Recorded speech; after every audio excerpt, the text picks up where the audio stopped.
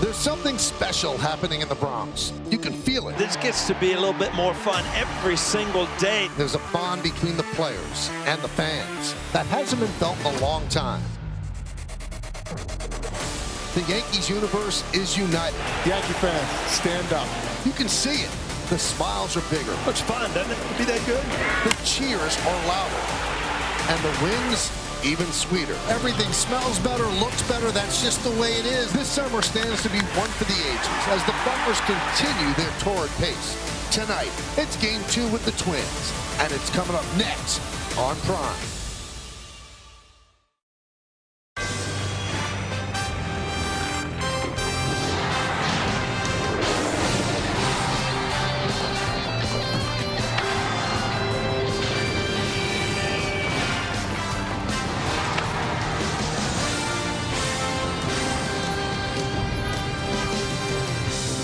It is a beautiful night for baseball here in the Bronx. Crowd filing into Yankee Stadium, where it is time for baseball. As Prime presents New York Yankees baseball. It's the New York Yankees against the Minnesota Twins in Game 2 of a 3-game set from Yankee Stadium in the Bronx, New York.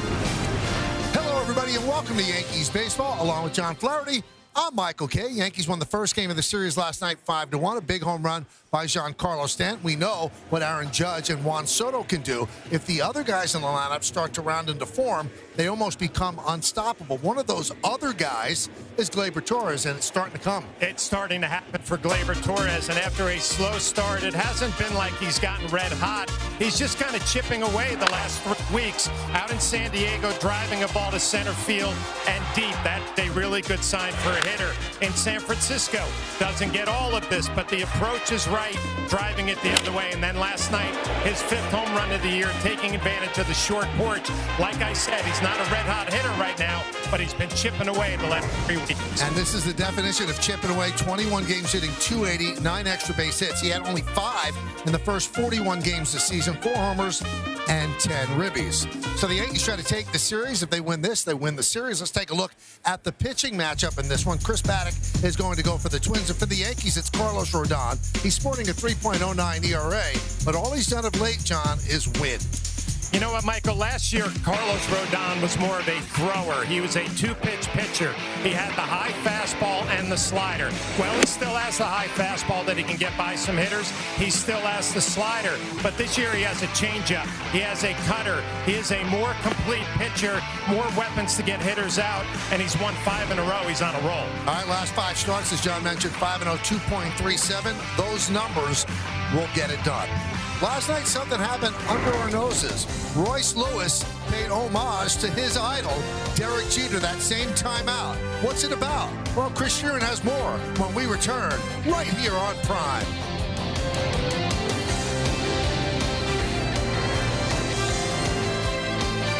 Paying homage to his boyhood idol, Derek Jeter, in his first ever appearance at the plate here at Yankee Stadium. He's 25 years old. He's celebrating his birthday today. You know, all of us have that one player we grew up idolizing, and it was the former Yankee captain for Royce Lewis. I had a chance to catch up to him earlier, and he told me how special that moment was last night. It was a special moment for me. You know, it was just a personal thing I wanted to do, pay an ode to such a mentor and a great player and a well-respected player around the league, and for me, my favorite player. And so I was lucky enough to be able to do that in my first game at Yankee Stadium. What was your moment that said to you, Jeter's my guy? Yeah, for me, it was back in '07. My dad took me to a Yankees game, and, you know, it was him and A-Rod. Obviously, they were a superstar team, and the talent was there. They were great. And for me, I loved how, you know, the theatrics of him playing, how he played the game the right way. He was a professional. And I loved that his parents, you know, his mom was white, his dad was black, and that's how I grew up as well. And so I wanted to be just like him and play shortstop in the big leagues. If this camera was Derek Jeter, what would you say to him? I would say thank you for everything you did for the game of baseball. Thank you for being such a great player on and off the field. It really well respected, and it meant a lot to me, and it formed me to be the man I am today. Royce has come back from 2 ACL injuries and a major right quad strain on opening day. But last night, as you see his career resume, he hit his second home run of the year.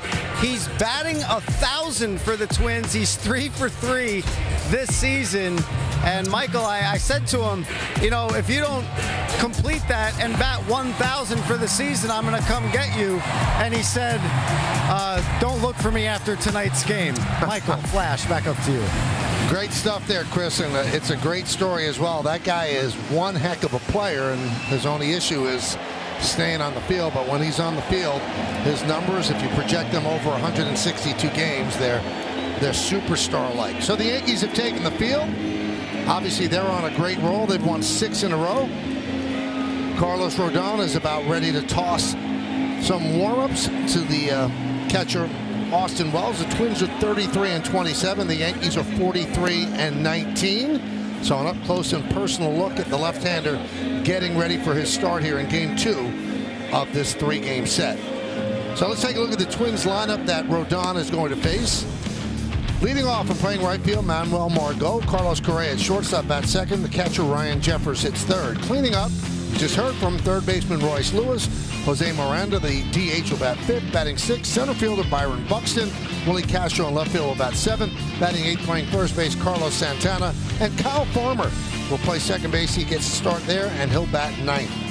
Well, Rocco Baldelli sends that lineup out against a veteran Carlos Rodon, finishing up his warm-up tosses. Good numbers on the year. We'll take a look at a scouting report on Rodon. Last year is a distant memory. Last year he only threw 64 in the third innings. He's already up to 67 and having a much better year. And he's getting a lot of run support, 6.99 per 9 innings. That's first in the AL. So thank you guys for the run support, and change it up. He threw his changeup 15 times his last outing against the Angels and got 5 whiffs on those 15 changeups. Well, the Twins trying to break this spell that the Yankees have over them. It's just amazing. The Yankees 19-1-2 in 22 season series since 2002. They actually did win last year, but the Yankees have already won the season series this year. Let's see how this goes tonight. Margot digs in. He's ready. Rodon's ready on the mound. And let's do it here in the Bronx. First pitch upstairs. We're underway. Crew Chief Larry Vanover is behind the plate. Quinn Walcott at first. Dan Bellino at second. Chris Siegel is over at third.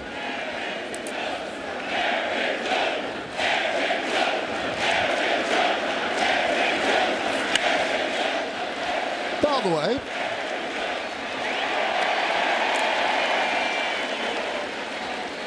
Well, just went through it in the scouting report. Last year for Rodon was such a nightmare, and he's put that behind him and is having a very representative season. And a big reason why, more of a complete pitcher this year. Last year, high fastball, low slider. This year, he's got those 2 weapons, but also mixes in changeups and cutters. A complete pitcher. 2-2.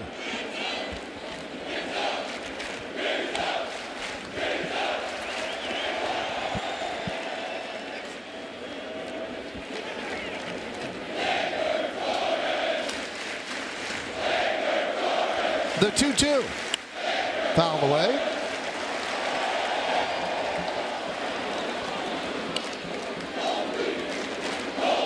Crowd is into it tonight early on.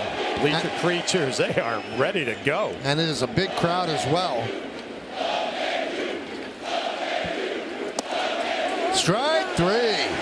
Margot down looking. Punched out by Vanover. Check out the Yankee defense. You've got Verdugo in left, Judge in center, Soto over in right. Infield, LeMahieu, Volpe, Torres, and Rizzo. That's third to first. Sands at DH. Wells behind the plate, catching Rodon.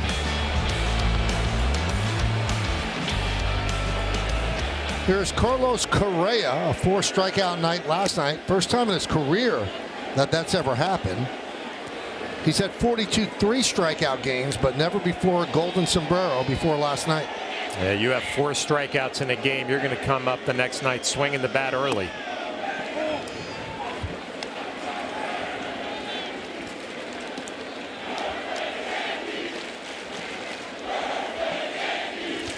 Correa 2 hits in his last 12 at-bats. Fly ball right field. Soto toward the line. He's there to put it away. All right, John, tell us the keys to the game. Well, the Yankees are on a roll right now, 6 games and counting, and you mentioned the numbers are the domination over the Twins, so this should be a good matchup. I'm going to watch Juan Soto and his at-bats tonight. He is 3 for 6 against Paddock with 2 home runs, and Royce Lewis, his at-bats, hit that home run last night, but in 72 games in his career, he already has 59 RBIs, a dynamic player. Ryan Jeffers fouls it away. Jeffers started the season on fire, hitting .290 with 10 homers in his first 36 games. Last 17 games, though, 146.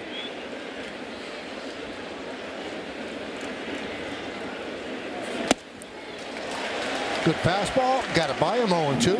And I was going to mention that 2-0 fastball to Correa beat him, a lazy fly ball to right field. So early indications Rodon has his good heater tonight.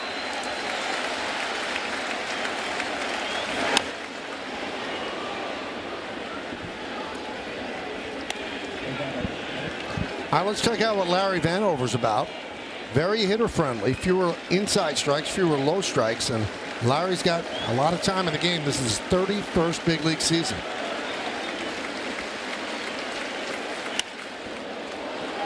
You have good dealings with him?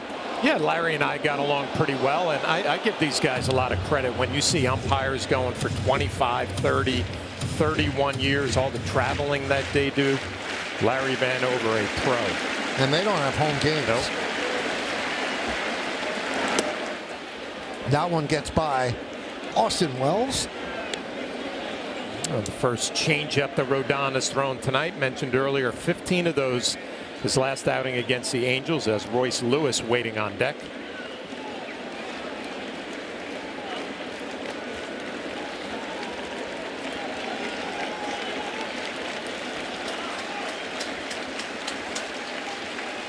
The 1-2. 2-2.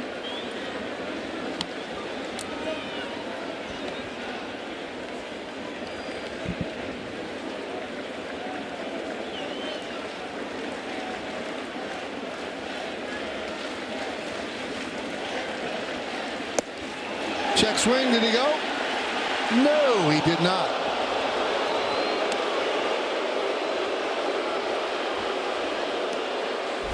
Quinn Wolcott, the first base umpire, and that could go either way. Jeffers gets a call.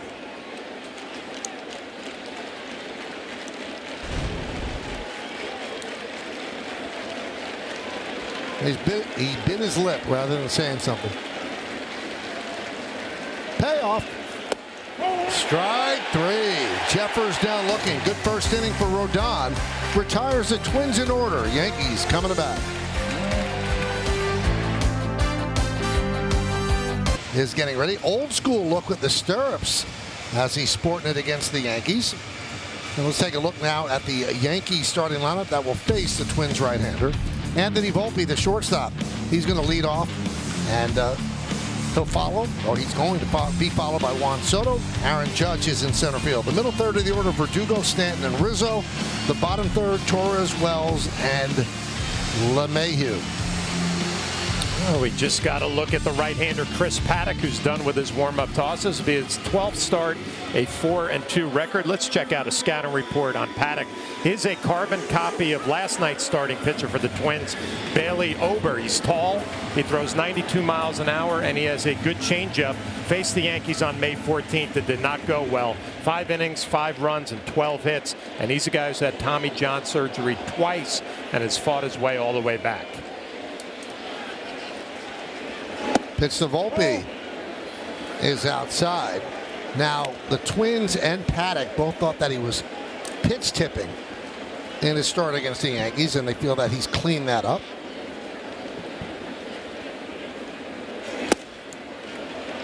Now, he did have something interesting to say. He said he's kind of going through a dead arm stage right now. Throwing fastballs, a couple of them 89s. He said, that's not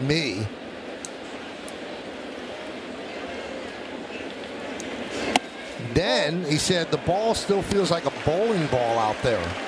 I've always had this dead arm at the end of May, early June. Huh. There are the numbers to start May 14th against the Yankees. Right down the middle, 95-mile-an-hour fastball, so he's got that. He came in averaging 92. The first fastball he threw was 96, and there was 95. A little excitement.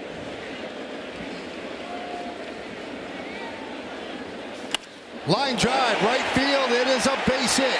31 straight games getting on base safely for Anthony Volpe. You have a big crowd at the stadium, and they're ready to go, and the leadoff hitter says, take this, a line drive the other way. A completely different hitter than last year, wearing out the right side. And you mentioned that that on-base streak continues for Anthony Volpe.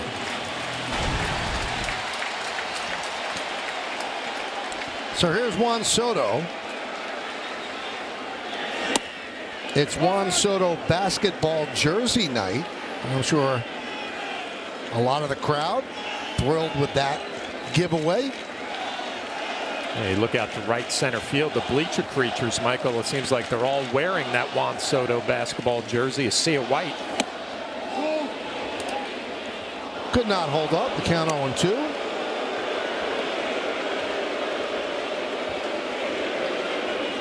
Some regular jerseys mixed in with the basketball jersey. I think they like him, John.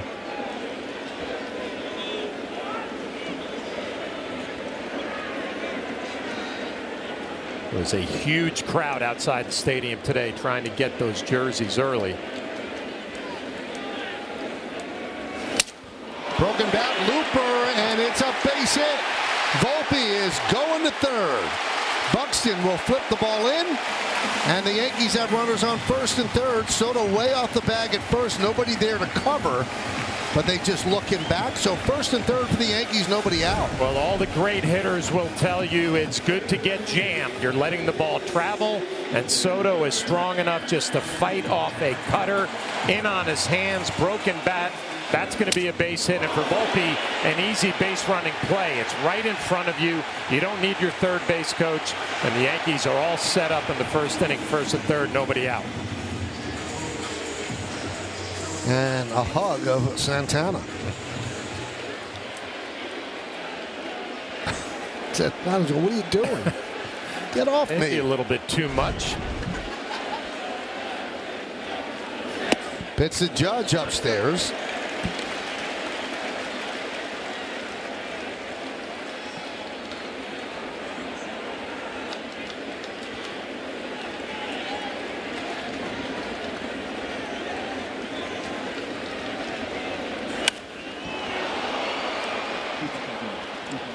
Take a look at the Twins defense. Castro, Buxton, and Margot. Left to right in the outfield. Infield, Lewis, Correa, Farmer, and Santana. Miranda's the DH. Jeffers behind the plate, catching Paddock.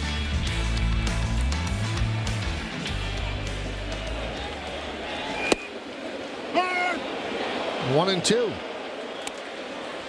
Judge has unbelievable numbers against the Twins in 42 games, hitting .352 with a .484 on base percentage.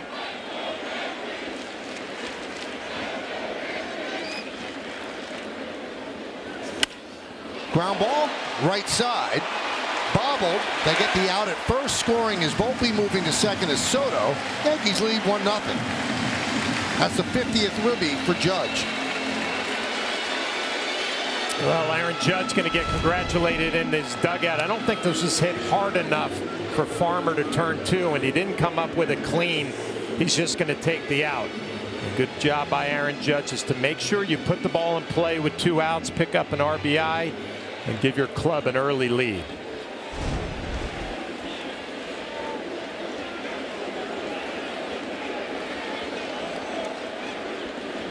He is giving information to Stanton, who's on deck, on what the pitch does. You see a lot of that with these players, kind of paying it forward and passing it down the lineup. Runner at second, 1 man out, 1-0 Yankees. 0-1 count on Verdugo.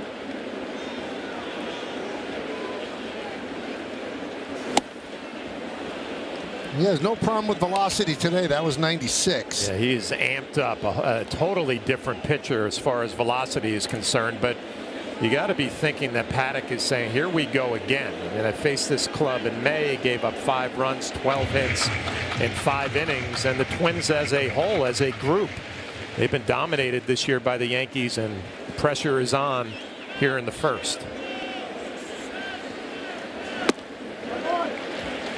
1-2. You know, Michael, we talked a little bit last night about the '98 Yankee team and trying to compete against that club. They would always jump out early and kind of send a message that you don't belong on the same field with us, and starting to get that feel with this team this year with the Yankees. 2-2.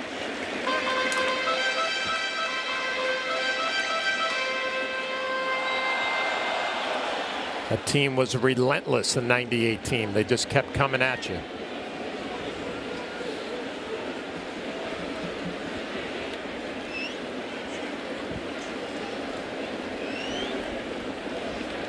Soto leads off second.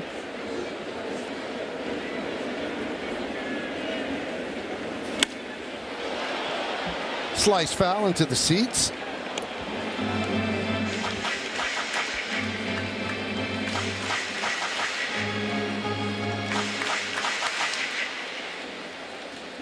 Verdugo this year hitting .295 with runners in scoring position. .256 overall. Strike 3. Verdugo down looking. Well, a scouting report on Larry Vanover, the home plate umpire, said he was hitter friendly. He's given a little bit off the plate on both sides. Another look at this fastball. Jeffers brings it back.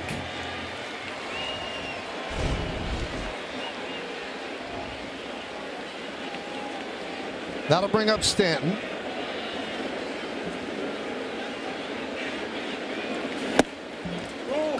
One 1-0. Stanton with a 2-run home run last night, his 15th of the year.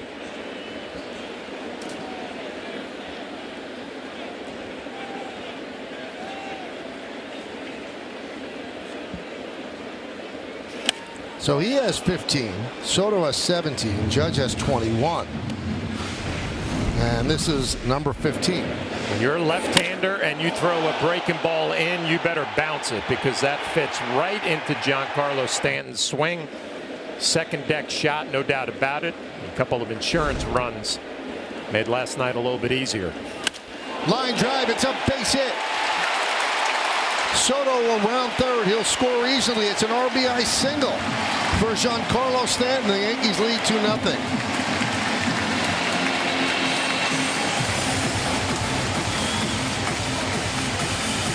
Stanton, through the first couple of months of this year, is gaining a reputation. He's going to get the big hits when there are runners in scoring position.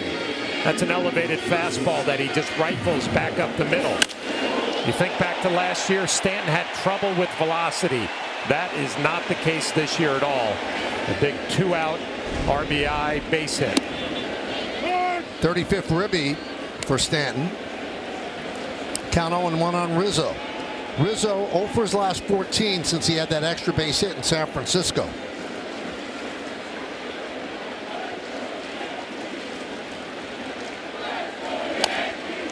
Off his foot. 0-2. We told you that the Yankees like to give that man runs. So he has a 5-game winning streak. The Yankees have scored 8, 5, 7, 7, 7 in those 5 games. And he gets 6.49 runs per game per start. Second to Tarek Skubal of the Tigers, 6.78. Sometimes you pitch on the right day.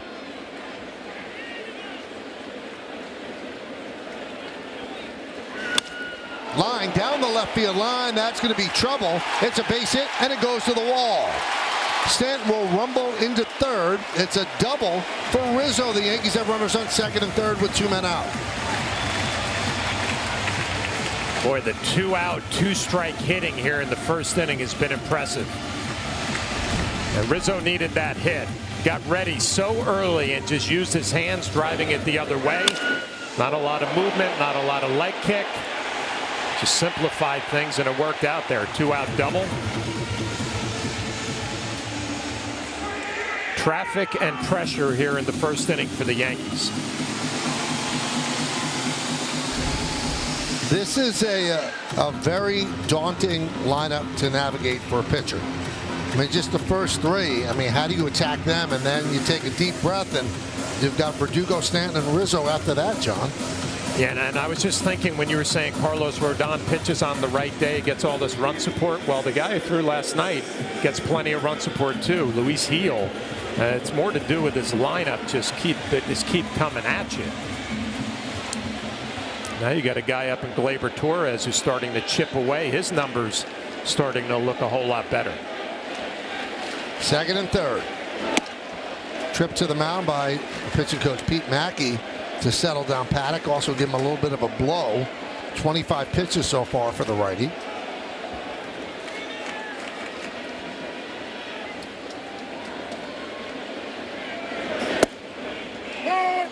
One and one.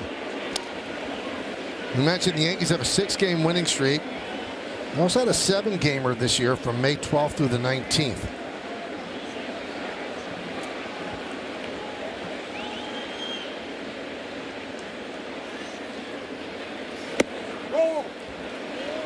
Two and one on Gleyber. Well, we talked about Gleyber in the open to our show as well as waiting on deck, and the highlights that we showed, middle of the field the other way and some power. Paddock, pretty much everything he's throwing is away on the righties. Fly ball, right field, and that is going to be a fair ball as Margot could not make the attempted dive and come up with it. It bounces into the seats for a double. It'll score 2 more runs, and it's 4-0 Yanks. I don't think Torres knew where that was, John. We're going to get another look at it, but the approach is still the same as he's been hot lately. He thinks he fouls that one off, maybe thinking that it's going to slice out of play, and it stays pretty much true. Margot, a great bid trying to get the Twins out of this first inning, off the glove into the seats, and a couple of more runs for the Yankees.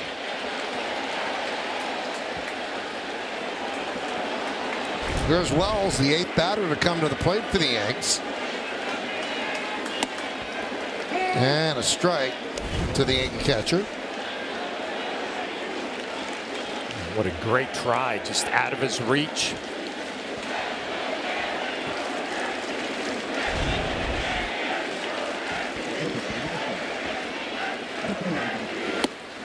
Oh, and 2.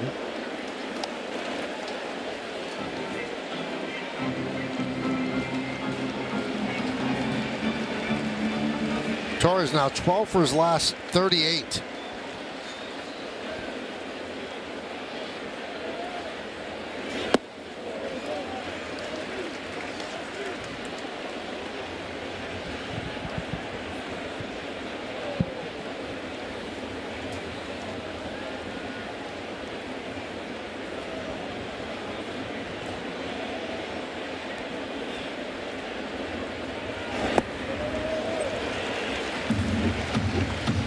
You know, we talked a little bit about this in the open. We just saw Soto and Judge. We know what they're going to do.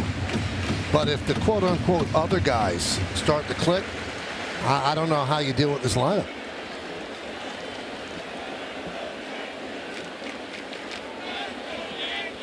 Two. Check swing, but a ground ball to Santana. He'll take it himself, and that'll do it. But the Yankees get 4 runs on 5 hits. They leave 1. We played 1. 4-0 Yanks.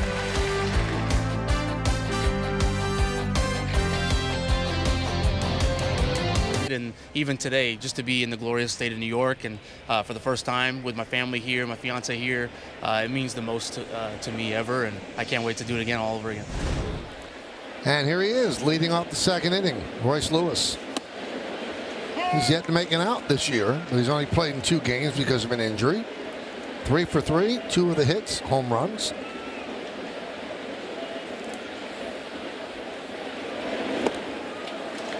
So in his career, he's been, with the Twins for 3 years. He's played just 72 games.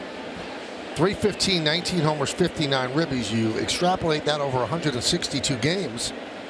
It's 43 home runs and 133 ribbies. Yeah, superstar.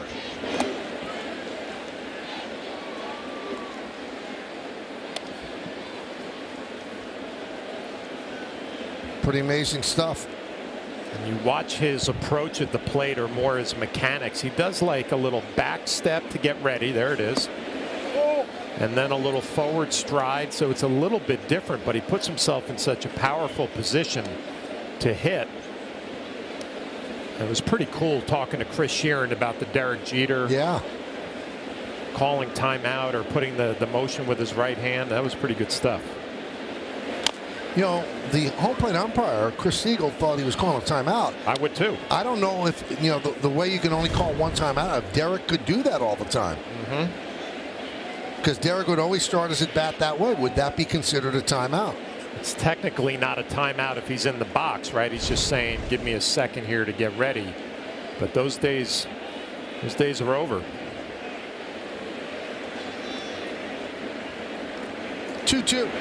Swing and a miss. He finally makes it out this year. Third strikeout for Rodon. Well, he had 5 swings and misses on the changeup his last outing against the Angels, and he gets one there. Makes a very good hitter look silly, way out in front.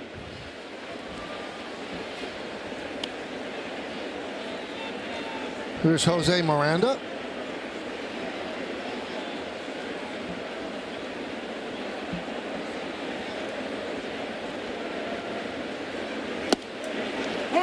And a strike. He was the one filling in for Royce Lewis at third base. Did very well. He'll get some time there. Play some first and DH.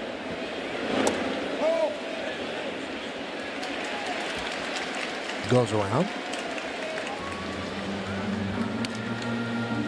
Michael, I was mentioning earlier that Rodon is more of a complete pitcher this year, and what we're noticing is that early on he was really going to the cutter more as his third pitch. Now all of a sudden you're seeing the changeup be more of a third pitch, and it just shows me a guy when he warms up recognizing what he has on that particular game. He's just more of a complete pitcher this year with 4 weapons, and he'll choose the top 3 and go with it, and it's worked well for him this year. Look at his strikeouts tonight. 1 on the fastball, 1 on the slider, and 1 on the changeup.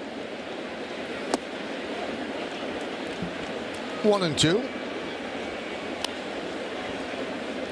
The difference between the 2 seasons, he's already exceeded his total innings from last year. The ERA, half. Everything is much better. Swing and a tip into the glove of Wells. Strikeout number 4 for Rodon. Let's take a look at the changeup Statcast 3D by Google Cloud. Yeah, first 7 starts, not so much. The last 5, it has become a weapon, a bigger whip percentage with the changeup, and obviously you gain confidence when you see swings and misses. It's become a big-time pitch for him. It's pretty impressive how everybody in the rotation stepped up when Garrett Cole went down. You could make the argument Rodon, Stroman, and Heel all deserve to be on the American League All-Star team, and Heel deserves to start at this point. Still a lot of time to go. Clark Schmidt was pitching very well before he got hurt too. And you can say Nestor, the big question, would he be able to stay healthy? He's proved he's healthy. He might not say he's not dominating like we've seen in his All-Star season. He's been very solid, but I give Rodon a lot of credit. I mean, he caught a lot of heat last year, rightfully so, for some of the things that happened. But I think Aaron Boone told him all eyes are going to be on you. First spring training start, first home start, and he's answered every question. Well, somebody in the Yankee organization told me when I was wondering how they thought Rodon was going to do this year, and they said getting punched in the face is a great motivator. I agree with that. He came in great shape. And he accepted it and accepted the challenge. So good for him. He did the work, and he's putting in the performance.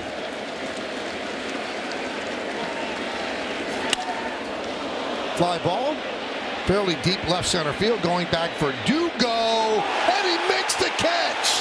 What a play by Verdugo! To the delight of Rodon. That is some play, John. Well, you hope that Verdugo's all right. It looks like he's going to be, but when you get that close to the wall, you worry about hands, wrists. But he backhands it, is able to hold on as he crashes into the wall. What a play.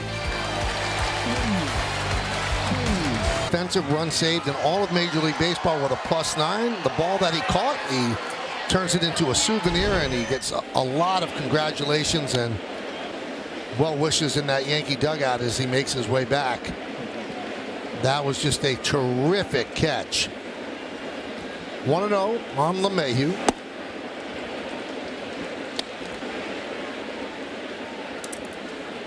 Two 2-0.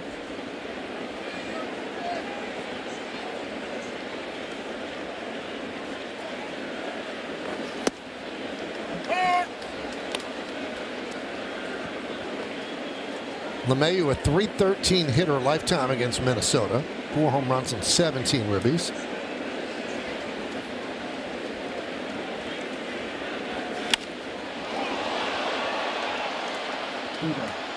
Take another look at that catch, John. Yeah, a lot goes into this. First of all, home field advantage, knowing the left field and how much room you have, but also the fearlessness of knowing that I'm going to crash into this wall, but I'm going to make this play no matter what.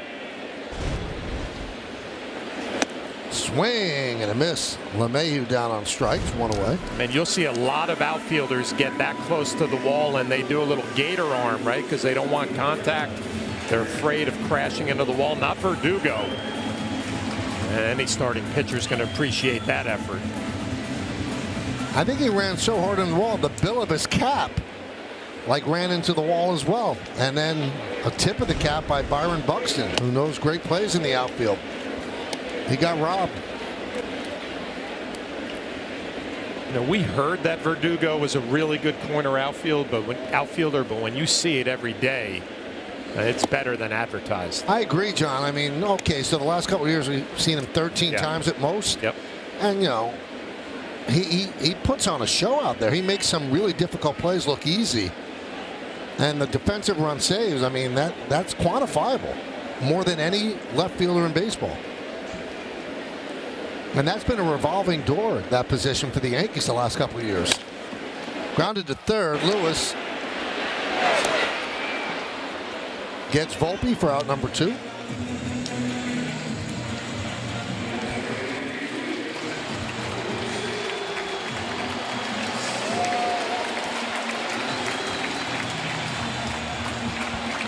Here's Juan Soto, broke his bat, picked up a single in the first inning. His average at .322. Correa shades him up the middle. And a strike on the inside part of the plate with the slider.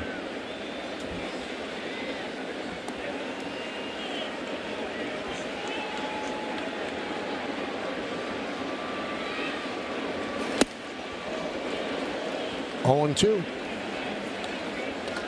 Juan Soto coming into this game was 3 for 6 with 2 home runs against Paddock. Now he has another base hit. So 4 for 7. Clearly a right-hander that he sees the ball well.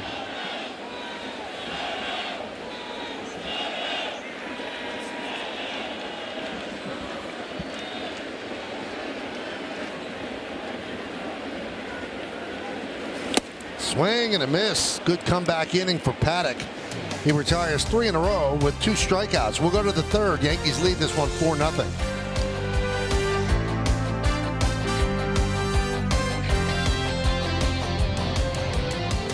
We just welcomed identical twins last month, and look at this. Now they're watching the twins.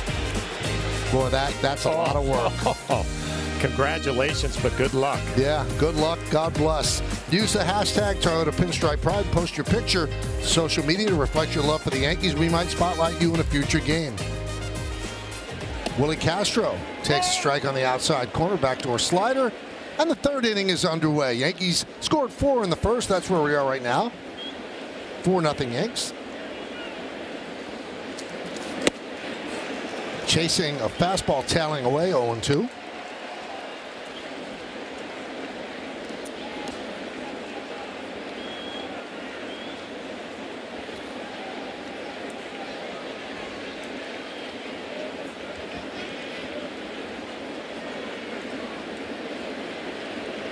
And the pitch.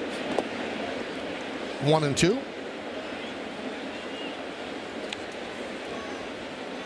In the head-to-head games the Yankees have played against the Twins this year, they've won all 4. The Yankees have outscored the Twins 19-2. So you put the 4 in today, it's 23-2 in 4+ games. Now you start a left-hander against the Twins. Kepler's sitting. Kirilloff is sitting. Larnach is sitting. Yep. And the Twins against lefty starters at 257, against righties 219. Skied the other way and out of play. I mean, you talk about, analytics in baseball. The Twins are a heavily guided analytic team. Those are really good players that are sitting on the bench because there's a lefty on the mound. It took Rocco Baldelli a long time to put that lineup out today, so clearly they were trying to figure some things out. Yeah, I think I got the lineup 5:30. That's a late lineup. And usually when a lineup's that late, it's because somebody's hurt. Swing and a miss. Strikeout number 5 for Rodon. Well, every starting pitcher will tell you there's about 10 starts a year where you have it all working. And when you have 5 strikeouts and that's the first out in the 3rd inning for Rodon, he's got it working tonight. Good combination, powerful fastball, and that slider down with good break. That's going to get some swings and misses. Grounded sharply. Volpe with a nice play. Gets up on the ground. Fires it into Rizzo's glove on one hop. 2 away. I mean, what more can you say to the start to this game for the Yankees? 4 runs on the board, good pitching, and quality defensive plays. First Verdugo, and now the Gold Glover, Anthony Volpe. And not a bad play on the back end by Anthony Rizzo.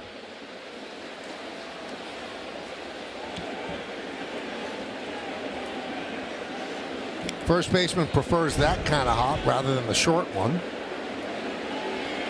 Here's Kyle Farmer.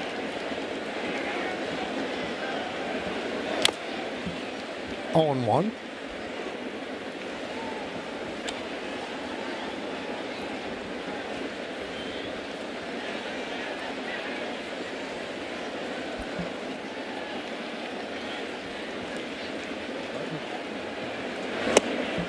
And a strike.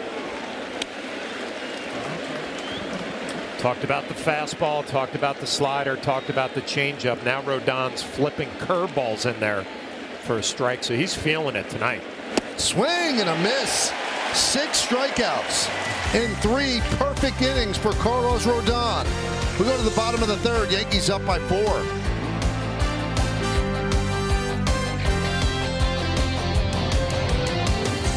Your favorite Yankees Daily at MLB.com/vote.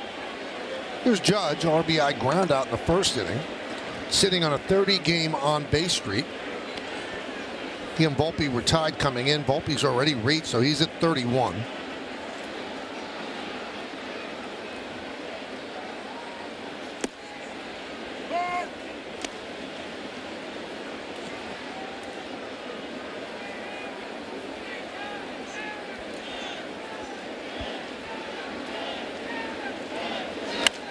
Grounded foul outside of 3rd.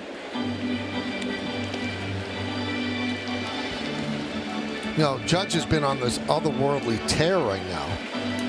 And the Twins broadcasters were asking me, have you ever seen him better than this? I said, yeah. 62 home run year. They asked me the same thing. Yeah.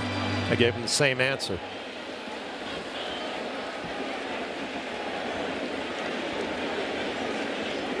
One, 2. Swing and a miss. Judge down on strikes. So Paddock is founded after that rough 1st inning.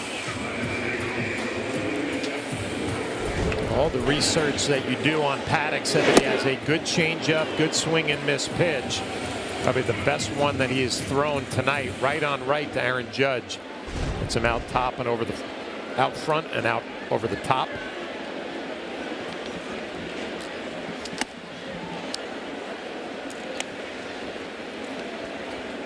Yankees over the last 21 games, they've won 17 of them, 17-4.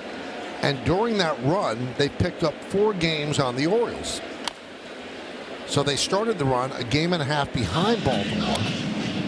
Now 2.5 ahead of Baltimore. And the unusual thing is while the Yankees are on this run, the Orioles are 13-8, which is a 100-win pace, and they've lost games to the Yankees. Now, if you're the Orioles, though, you can say, well, the Yankees are playing otherworldly, and we're just 1 game back in the loss column. It could be right down to the wire for first place in the East.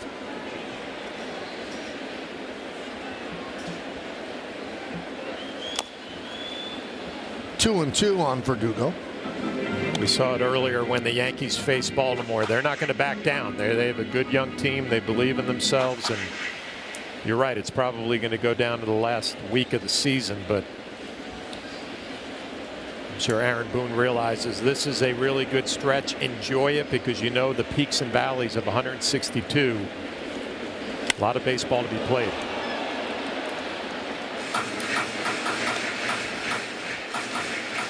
Funny, Michael, as a player, you feel it when you're rolling, when you're on a streak like this, and obviously coming to the ballpark every day, you feel like you have a starting pitcher who's going to give you a chance to win. Your lineup is firing right now. But you also have the perspective that we've been through this before, and we know that there's going to be a stretch where it's not going to be as easy, and that's where you're going to find out the personality of your club. So Aaron Boone has seen it all. Has great perspective in that dugout. Swing and a miss. Verdugo down on strikes. 2 strikeouts against Paddock for Verdugo. I have to go back to my research on Paddock and just remind myself, it said 92, 93 on the fastball. It's been better tonight. It's been 95, 96. So that dead arm that you talked about, he's not showing it, at least with velocity on the heater. Here's Stanton, RBI single in the first. So it's Stanton with the 15 home runs. Judge, Soto, and Stanton are all above 15 home runs after 62 games. That's the first trio in Yankee history to reach that mark after 62 games. And if you think about all the great lineups the Yankees have had, never before over 62 games have they had 3 guys hitting 15 or more home runs. Swing and a miss as Paddock strikes out the side. In fact, he struck out 5 of the last 6 outs. We go to the 4th.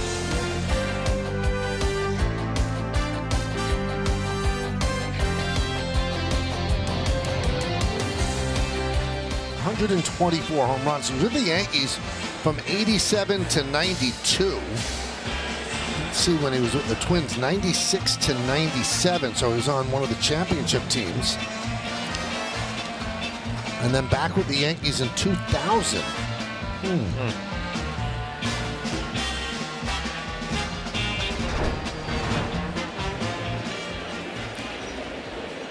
Margot will lead off against Carlos Rodon as we start the 4th.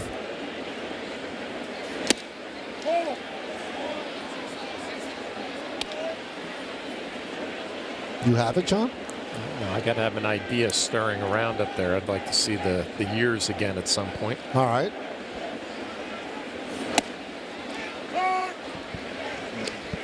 Here are the years. The Reds in 93 to 94, huh?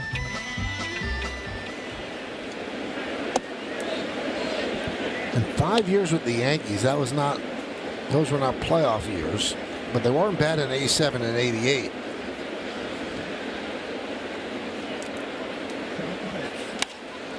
Fly ball, right side. Toward the line is Soto. And he makes the catch. A nice play by Juan Soto. And Rodon cannot believe the leather behind him. I don't know what I enjoy more, the reaction of Rodon or the play by Soto. It started with Verdugo. Volpe made an amazing play. And now Soto going above the wall.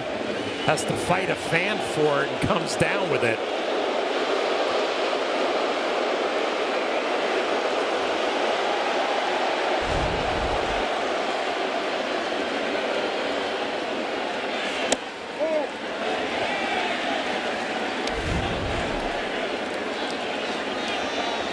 fan hit him a little bit in the face, too.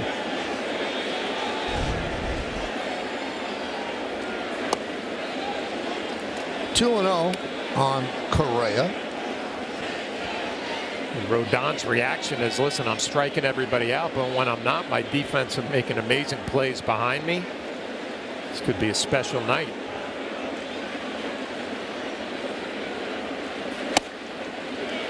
Two and one.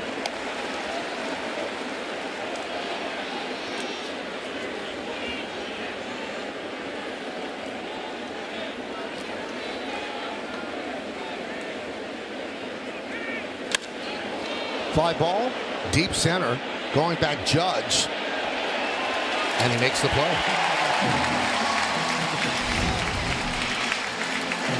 Again, we're going to take another look at it. Fastball that just beats Margot, and Soto came in as a guy who maybe is not a great defender, while Carlos Rodon does not agree with that after watching that play. Getting a lot of help from his defense.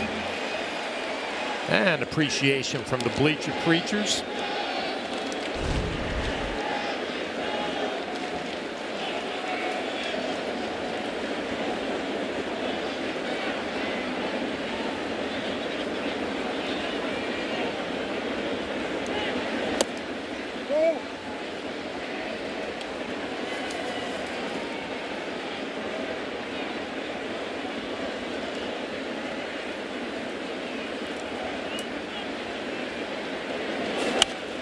Foul back, 1-1. If you look at Carlos Rodon and his year, he's given up 10 home runs this year. A lot of those have been solo shots, which aren't going to beat you. We just watched Correa hit that ball to center field, 102.6 off the bat. And Rodon does a good job keeping hitters to the big part of the field. A lot of deep fly balls that don't end up hurting him.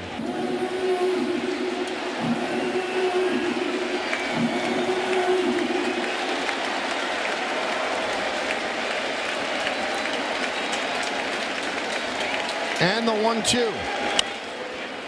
Ground ball to third. LeMahieu double clutch, but he makes the play to get Jeffers 12 up, 12 down, and a nice play by Juan Soto. Yankees lead 4-0. Eastern.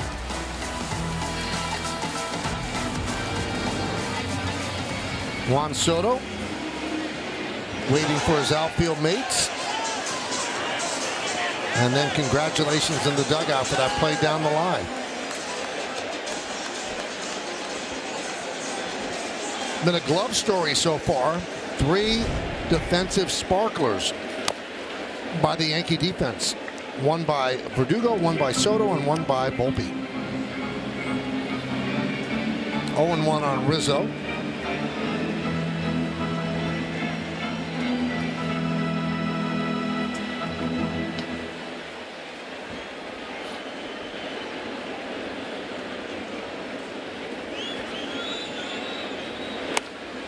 Ground ball, right side, the shortstop, Correa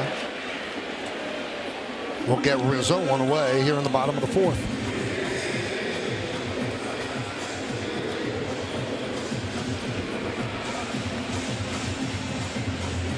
There's Gleyber Torres, 2-run double in the first inning.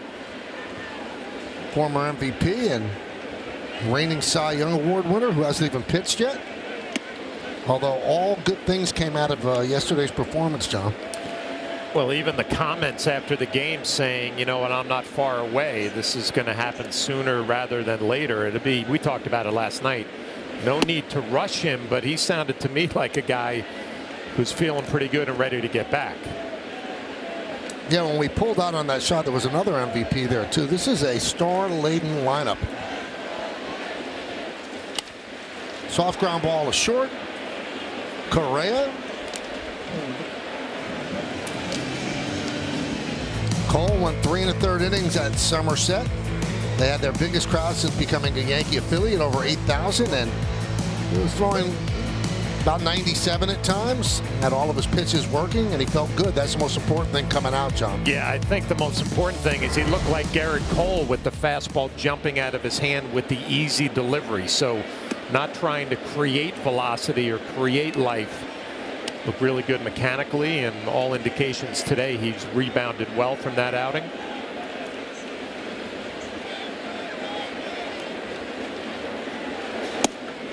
Got to imagine those kids ate pretty well after the game last night too in Somerset.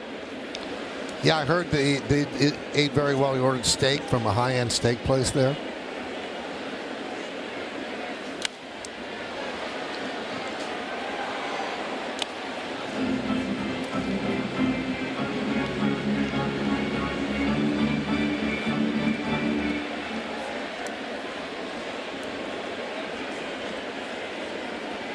One and two to Wells. Swing and a miss. Paddock is retired 10 in a row after that rough first inning. We go to the fifth.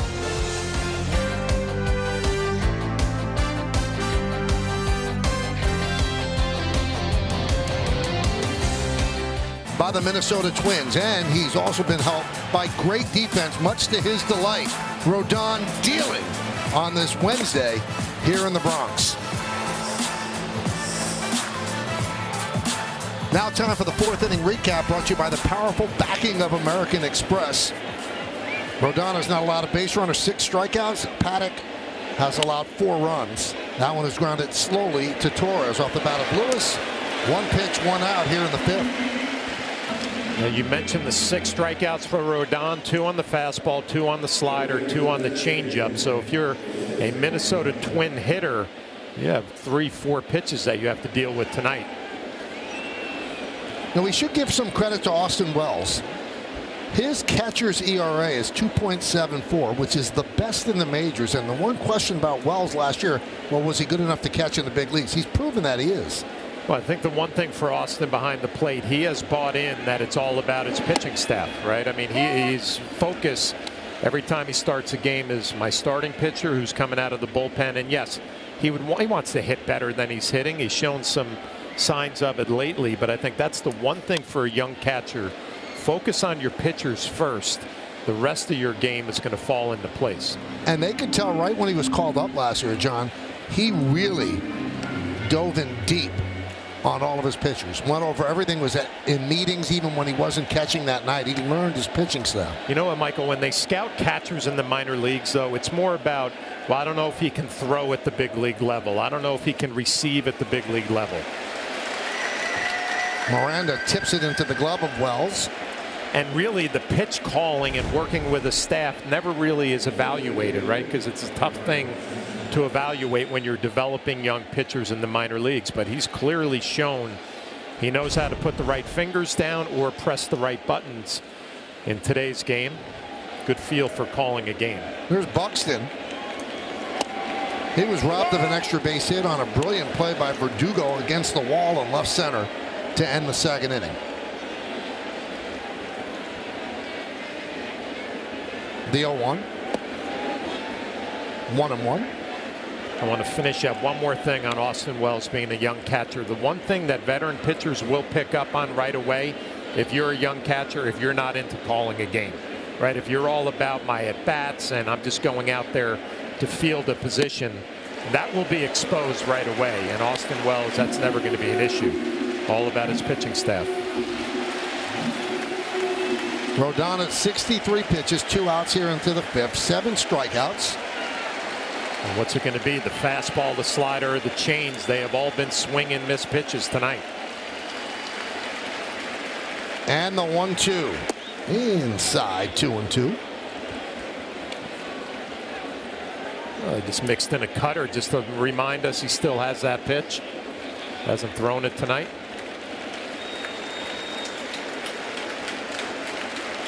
Two balls, 2 strikes, 2 outs. Strike 3, strikeout number 8. Rodon perfect through 5. 15 up, 15 down. Great stuff for Rodon. We're halfway through.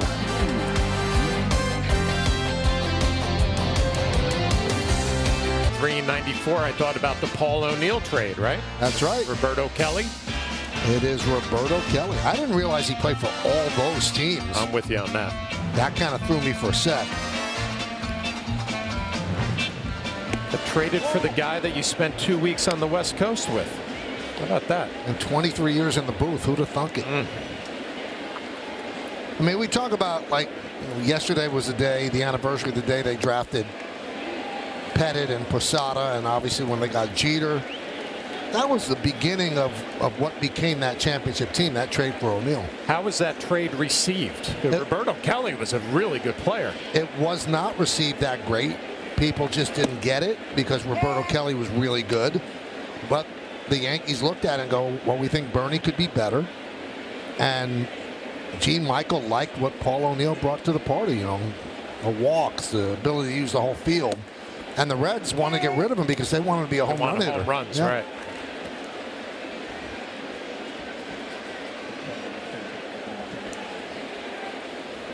Two and two on LeMahieu. And one of the knocks on O'Neill when he came over was he couldn't hit lefties. And Buck Showalter was very strategic in what lefties to start him against. He didn't start him against a lot of lefties, but he did start him against lefties that he felt he could do well against. And then he earned the playing time. And we were talking with the GM of the Padres, A.J. Preller, when the Yankees were out there. He said he tells his scouts all the time, they'll come back and say, well, this guy can't hit lefties. And he holds up his hand and said, well, Paul O'Neill couldn't hit lefties either. Maybe he never had an opportunity. Right. So he wants them to see deeper into it. Also found out Preller is a sick Yankee fan. I mean, at least I don't think he is now. He was? Oh, my goodness. There's ball 4. Let's see some Roberto Kelly highlights. An all-star with the Yankees. That's why it was so shocking. In the center field. When they traded him, he played center field before Bernie. Really talented guy. And he can hit. Back then, there were plenty of quality seats to be had in the stadium. Not tonight. Here's Anthony Volpe.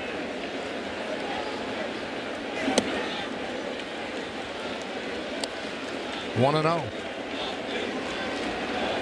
This looks like it's close to a sellout. Some seats maybe in the wings available, but it's a big crowd on this Wednesday evening. And when you look at both bleachers in left center and right center, I don't know if you could shoehorn another person in there. They're packed in and they've been loud even before the first pitch.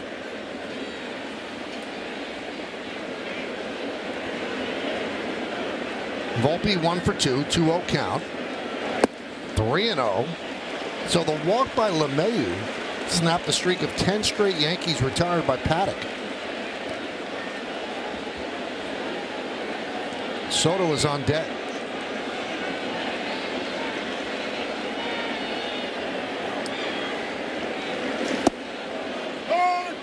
Three and 1. First inning, he gave up 4 runs. The Yankees are 5 for 8 against him. Since then, they're 0 for 9 with 6 strikeouts. So a really good bounce back.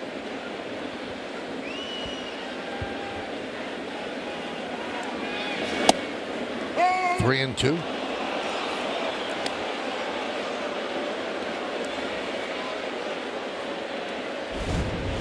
We'll take another look at the pitch. Fastball just off the plate. Larry Vanover has been very consistent from the first inning. He's giving a little bit off the plate. Rodon's taking advantage of it. Paddock as well. Skied the other way into the second deck on the first base side. It's funny, you make a lot of Anthony Volpe and how he changed his swing as Castillo getting loose. And you see it with the base hits that he drives the other way. But a pitch right there that's up in the zone that he's just able to foul off. Last year he would have swung right through that. It would have been another strikeout. Gives him another chance to see another pitch. And there's a base hit through the right side. Took advantage of that other pitch. First and second for the Yankees. The big guys coming up. Nobody out. Yep, the elevated fastball that he fouls off gives himself another chance to get a pitch that he can do something with right down the middle. And as we've seen the last couple of weeks, he's just hammering the ball to right field. Great approach. Another multi-hit game for him. He's 2 for 3. Pete Mackey, the pitching coach, comes out and talks with Paddock. Now they have to talk to, okay, how do we get Soto and Judge?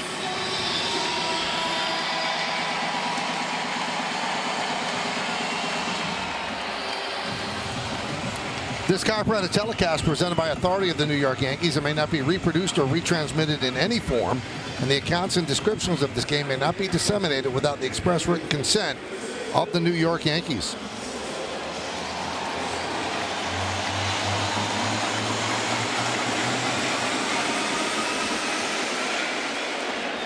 LeMahieu's at second, Volpe's at first. Nobody out here in the bottom of the fifth. Yankees lead 4-0.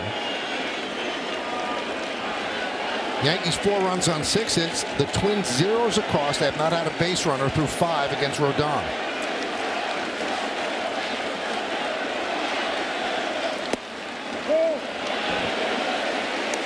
One and 0. Think back to Juan Soto's last at bat, and Paddock did a great job of holding the baseball for a long time, and it kind of froze Soto in the box. You see Juan now gets in the box on his own time, dictating the action. He didn't have that luxury his last at bat.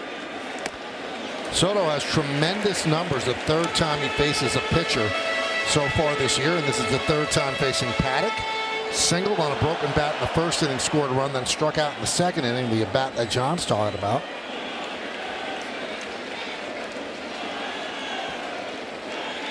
The 2-0. 3-0. I mean, how do you lay off that pitch right there? Most hitters a 2-0 count, first and second. You're looking for a fastball, you'd swing right over the changeup. Soto recognized it early, was able to take it, and now he's looking for one pitch. Fastball in, do some damage. And he takes ball 4 to load the bases for Judge.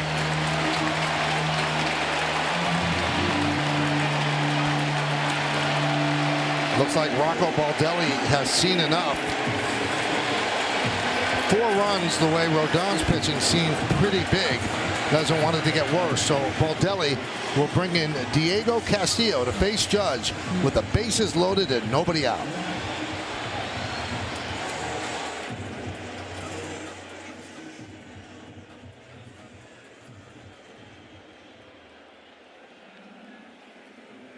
Matchup right here in the Bronx. Special on-site pregame coverage begins Friday at 6 on Yes and the Yes app. Diego Castillo comes into a pretty sticky situation. Bases loaded, nobody out, and he has to face the majors' home run leader in Aaron Judge. A veteran reliever. We remember him with the Rays, with the Mariners, and they're the numbers against Castillo. 0 for 7, 3 strikeouts. Castillo likes his sliders. Twins bring the infield in. Not willing to give up a run here. Swing and a miss. Castillo was called up from AAA last Tuesday. Spent spring training with the Rangers, released before the season. Signed a minor league deal with the Twins 2 days later. Pitched well at St. Paul to earn a promotion. 1-1. Only pitched 12 2/3 innings in the majors since 2022. Has pitched very well in the postseason, a 0.98 ERA.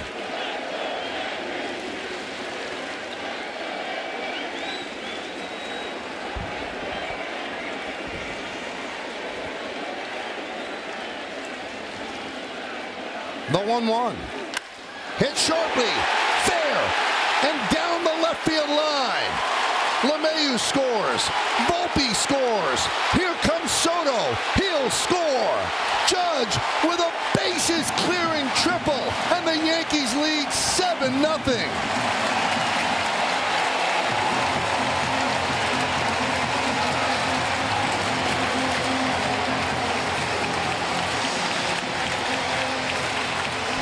Well, traffic and pressure, that's what the Yankees do, and Aaron Judge comes through with a rocket down the line. Castro playing left field tonight, an infielder by trade, has a little bit of trouble in the corner.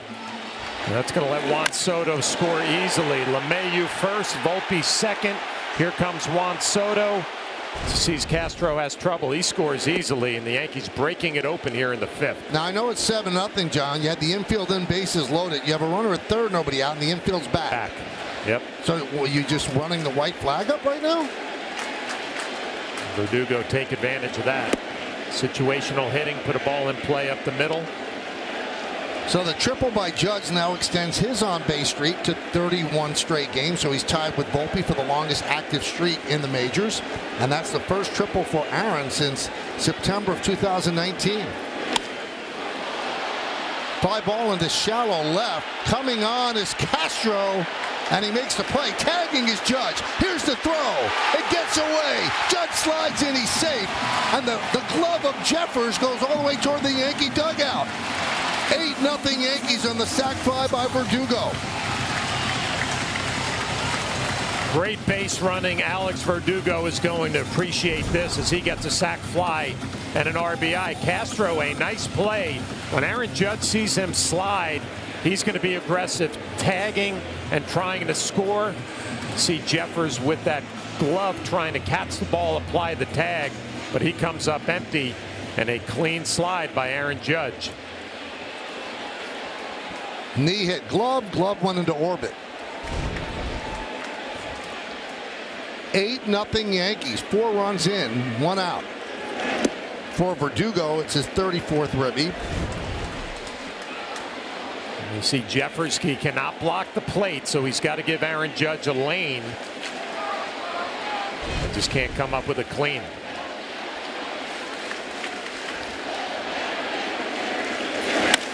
Lined into right center field. That's a base hit for Stanton. That goes all the way to the wall. Played out there by Buxton. Going for 2 is Stanton. The throw. Got him. As Correa applies the tag for out number 2. Well, sometimes you just hit the ball too hard that you got to stay at first. I mean, this is just another hard line drive by Stanton, who's not having any trouble with velocity this year. But Buxton is going to be able to play it off the wall, the accurate throw, and a pretty easy out at second.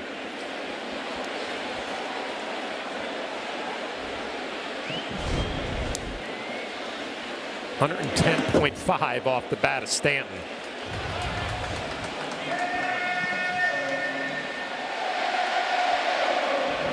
Second hit for Stanton.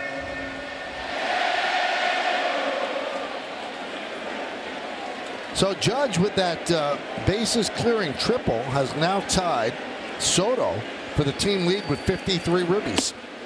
4 runs batted in tonight for Judge.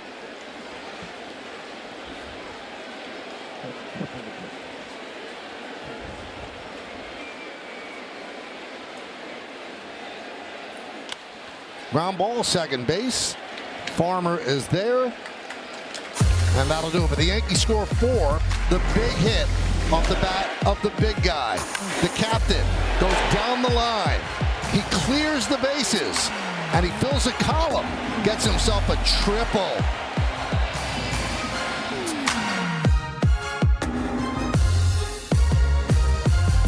Innings, 8 strikeouts, no base runners against Carlos Rodon. Willie Castro will lead off.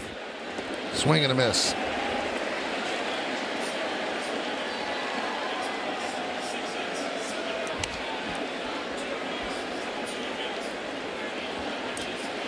Castro struck out to lead off the 3rd. Bottom 3rd of the order for the Twins here in the 6th. 1-1.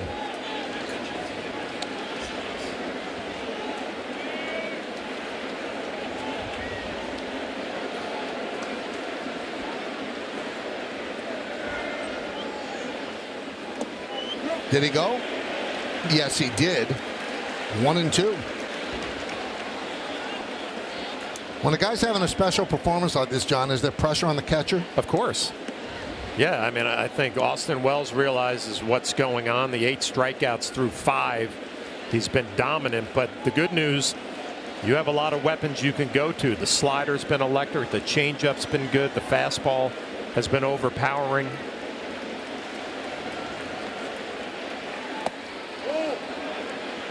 Two and 2 on Castro. I like that call right there. Castro has swung weakly at 2 sliders. Tried to throw another one, see if he would offer. He did not. Now you start regrouping. Elevated fastball's an option. The changeup down and away. Strike 3. Strikeout number 9 for Rodon. Well, you think about this at bat. It was off speed, off speed, off speed, off speed, and then finally a perfectly located fastball. Season high for him, 9 strikeouts. Here's Santana, the veteran. 1-0. A hitter, Michael, I'd be worried about. Santana has faced Rodon a lot in his career. 37 at bats coming into this one, so 38 with that ground out and an elevated batting average of 378. These guys have gone at it for a long time.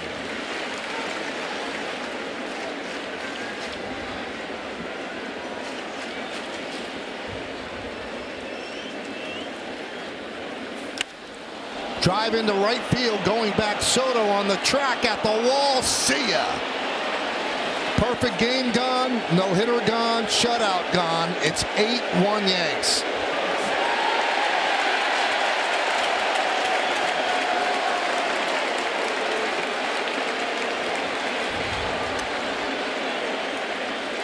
He just had a feeling that Santana has had so many at bats against Rodon and the elevated batting average that he had a good feel for what he wanted to do.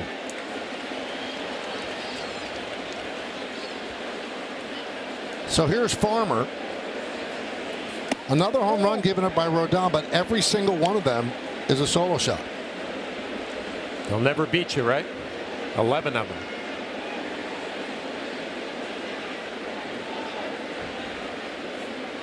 You know, we mentioned this in his previous start. Catfish Hunter went to the Hall of Fame doing that. Another look at the pitch. Fastball up out over the plate. And you give Santana credit because that fastball elevated has been a really good pitch. Santana just beat him.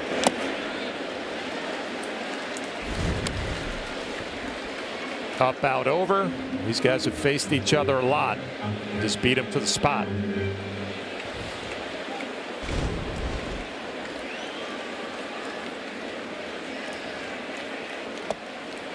I kind of like Rodon's reaction to that there, right? He just kind of saw it end up in the seat, shook his head and said, okay, you got me. You beat me. Now let's move on. Now, Rodon has been in these waters before. April 14th, 2021. He's with the White Sox. Lined into left field, and Verdugo will play it on a hop as Farmer reaches. So in that game, he retired 25 in a row. Then he hit Roberto Perez on an 0-2 pitch with a back foot slider. But he shook it off to retire the next 2 batters, and he had a no-hitter. But it could have been a perfect game if not for that hit by pitch. So Rodon has that sort of stuff.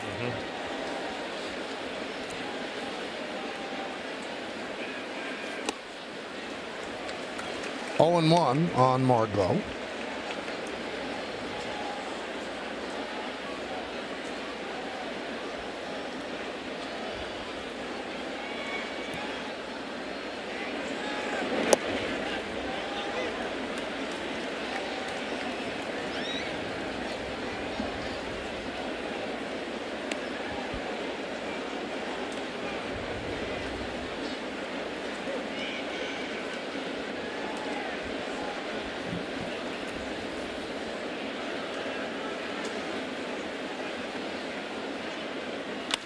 Rip foul.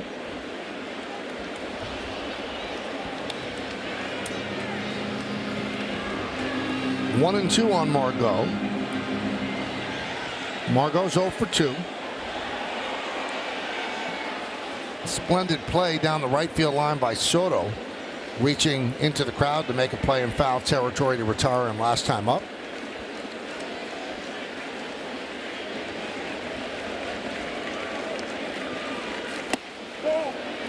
A little bit high.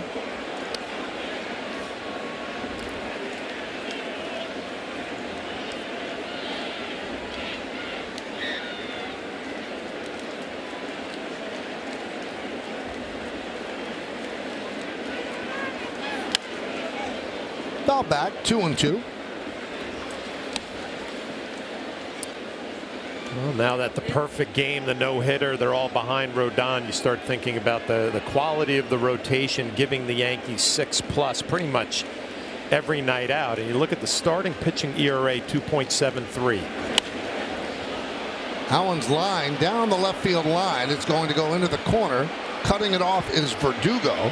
Farmer will be held at third. It's a double for Margot, and it's second and third, one man out. Yeah, starting to see some better swings now. Wouldn't be surprised if there's some stirring in the Yankee bullpen. Slider down and in. Margot just beats him and is able to keep it fair. But I was getting to the point that the rotation's been so good. Second best ERA in the major leagues, and because of that, the bullpen ERA is second best in the major leagues because the rotation eating up innings.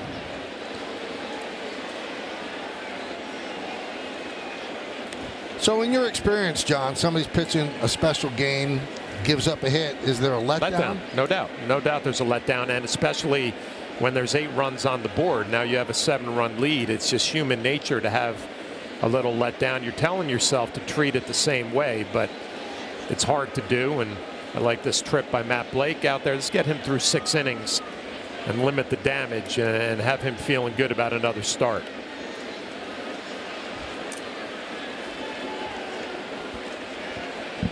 Second and third, one man out. We're in the bottom or the top of the 6th inning. Yankees lead 8-1. 3 straight hits for the Twins after the first 16 retired.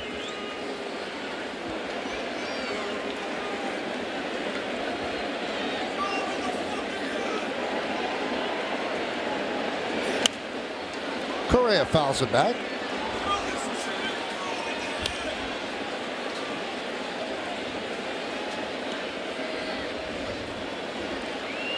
Correa 0 for 2.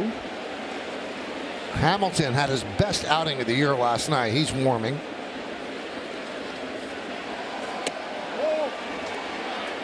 One and one.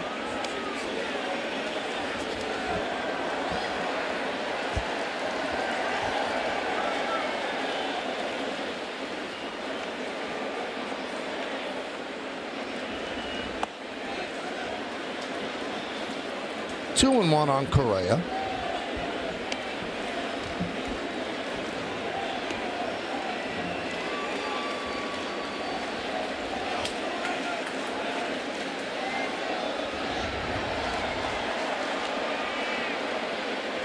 And the pitch. 97, he dialed it up. 2-2. Rodon's strikeout percentage has been down this year, but with runners in scoring position, it jumps up. So there's a little extra left in the tank in the big spots.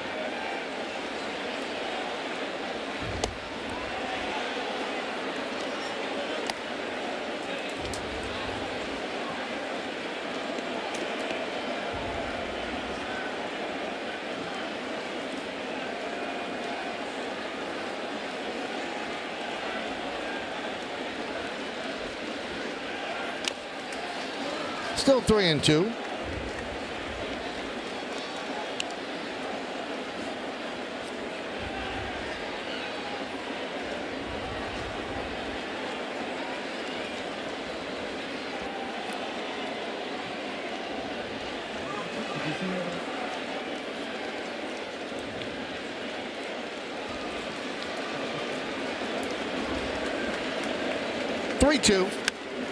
Foul back here.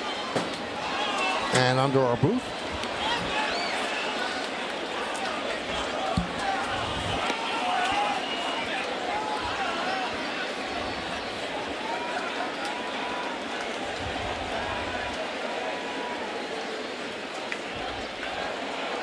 Second and third, one man out. The dangerous Correa at the plate. Jeffers is on deck. 3-2. Another foul ball.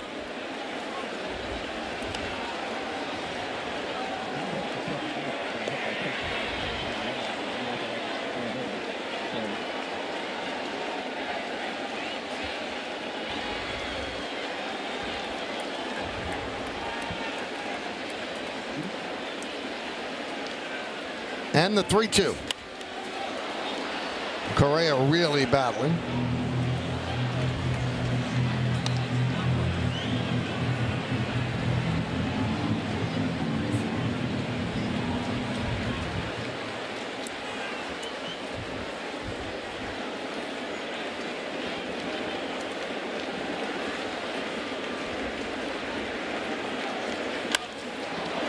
High fly ball, left center.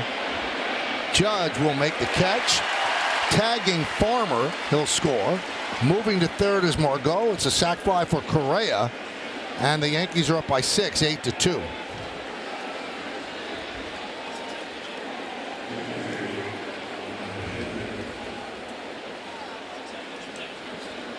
Boone trying to squeeze one more batter out of Rodon. I'm sure Aaron Boone watching that at bat. 10 pitches. Rodon gets the fly ball, sacrifice fly. You trade the out for a run. Let's see if he can take care of Jeffers here and get through 6.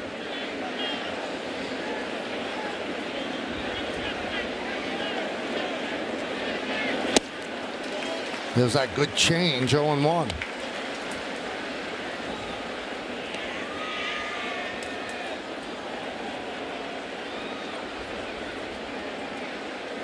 Runner at third, 2 outs. Still has great velocity at 97. The count 0-2. Now the crowd's into it, and this is where you're probably going to empty the tank. 97th pitch coming. The 0-2. Slider out of the zone, 1-2.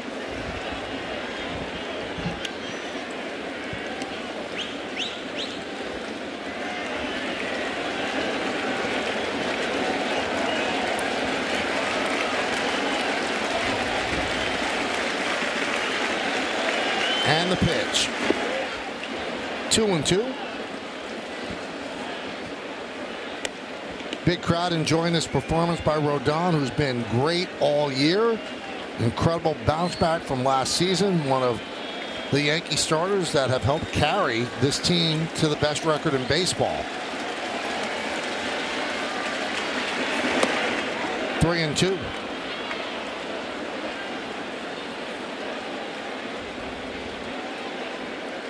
Well, this will be his 100th pitch, and probably this is his last batter. Yeah, he's been throwing a bunch of sliders after that good fastball you talked about, Michael. I'm kind of surprised about that. See if he just rears back and lets it go. 3-2. Ground ball is second.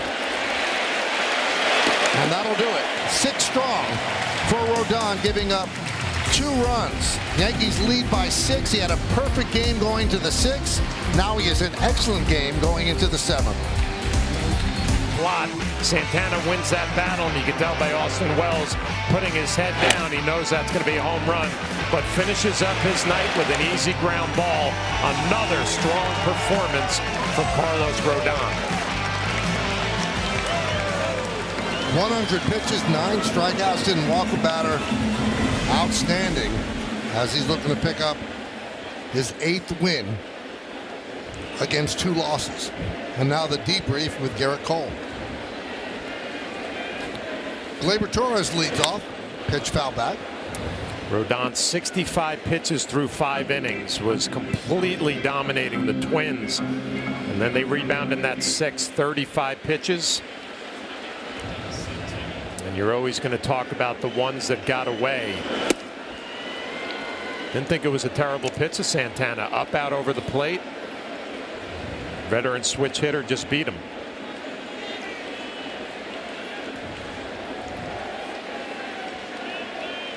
The 0-2. 1-2. Dennis Santana up for the Yankees.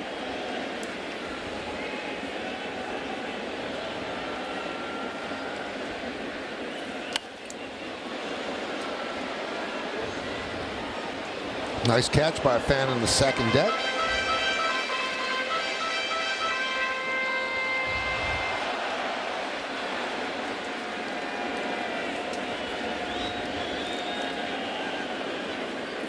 Body language, what are they talking about there, John? Well, I was just watching Garrett Cole, and I was thinking about this today. I played with so many starting pitchers who, if they weren't starting a game, I mean, they're paying attention, but they're not really locked in. Garrett Cole's going through like pitches probably from the 3rd, 4th inning and asking questions. What were you thinking here? Where'd you locate that one? I mean, even when he's not on the mound, he's locked in on other pitchers. Impressive. Well, Friday nights are for the NWSL on Prime. This Friday's matchup features the San Diego Wave facing off against the Orlando Pride. The game starts Friday at 10 p.m. Eastern. Strikeout of Torres, one away, and here's Austin Wells against Diego Castillo.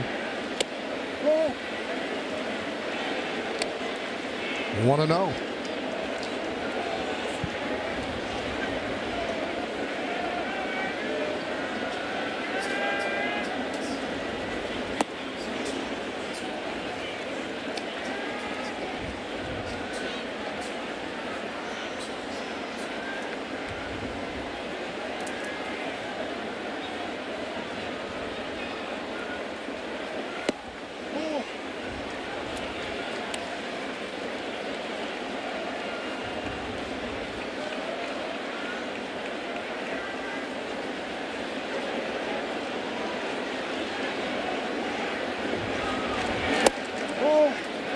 And a walk to Austin Wells.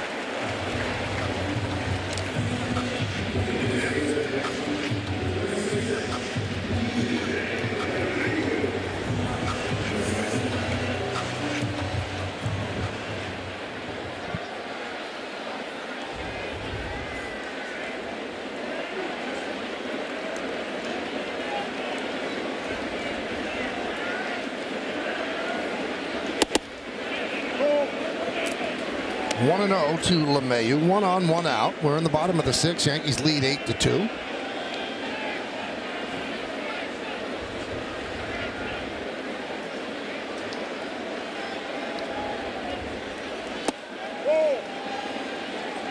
Count 2-0.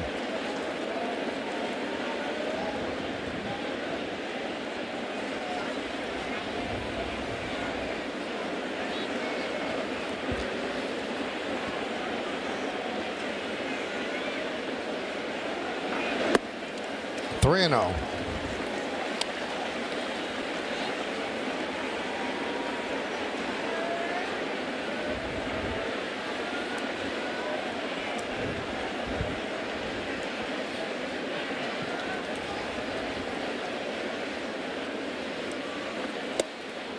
And there's ball 4.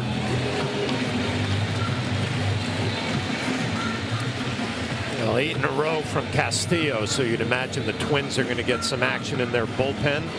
25 pitches for the veteran right-hander. Pete Mackey out to the mound. So I saw these stats on Luis Gil, and they just blew me away, John. So Gil pitched last night. So it was his 7th straight start of 6 or more innings, 5 hits or fewer, and 1 run or fewer. He's the first pitcher in Major League Baseball since 1901 to do that. 1901. Now, in his career starts, he's had 19 starts in his big league career. Has a 153 batting average against. That's the lowest in Major League history through 19 starts since the live ball era, which started in 1920. So we're seeing stuff that we've never seen before.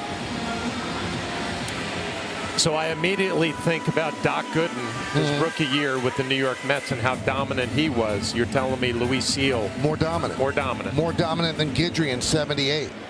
More dominant than Harvey when it was Harvey Day, and DeGrom. And those guys are great pitchers, but we're seeing stuff that we've never seen before.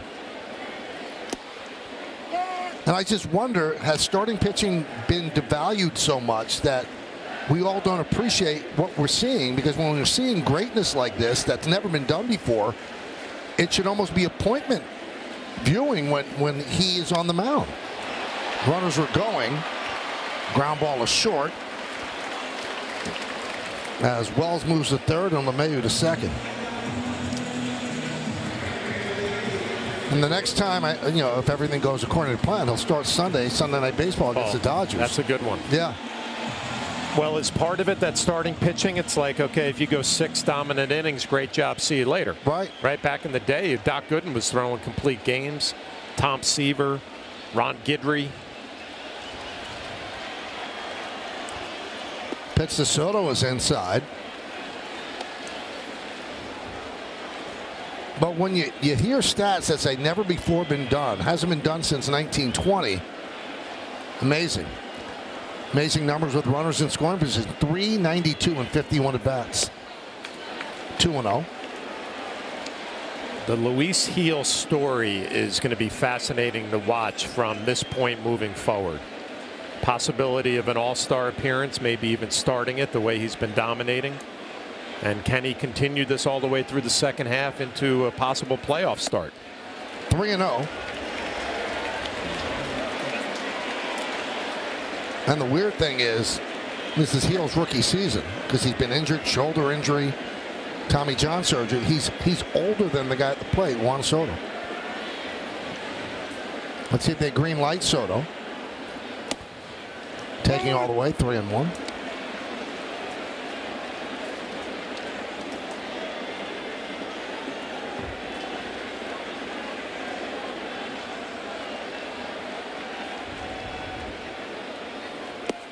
And the bases are loaded again for Aaron Judge. Last time up in this situation, Judge ripped the triple. Let's take a look at the spectrum exit velocity on that bases clearing hit. 109.2 off the bat.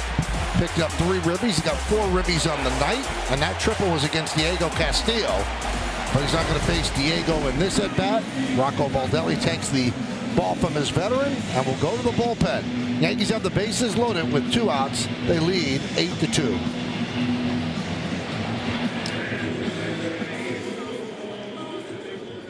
Intra-league matchup between the Yankees and the Atlanta Braves.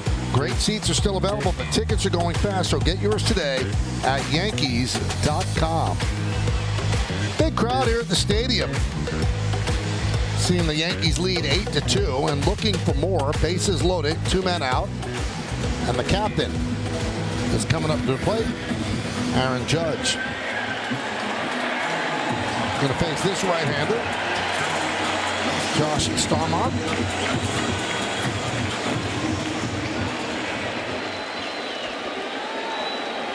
This will be his 9th game.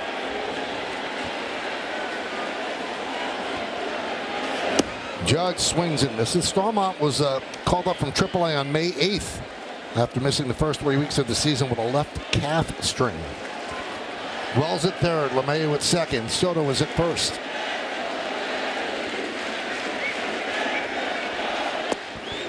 One and one. It just shows you how much pitching has changed at the big league level. Starmont throws his slider 63% of the time.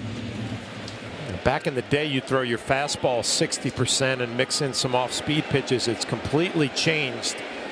Spinning the baseball has become such a priority. 1-1, 2-1.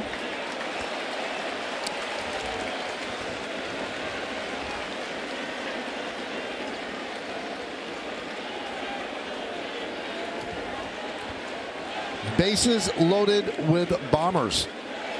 Judge has 6 grand slams in his career, a .308 hitter with the bases loaded.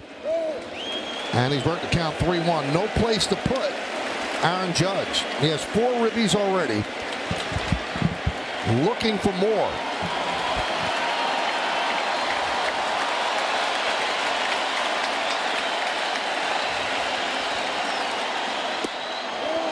Check swing. Did he go? No, he did not. 5th RBI for Judge. That'll force in a run. And the Yankees lead 9-2. So 5 ribbies on the night. He's had himself a week here on this Wednesday.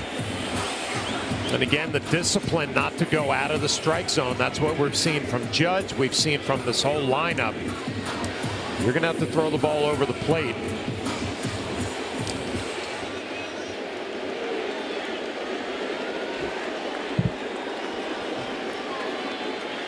Verdugo takes a strike.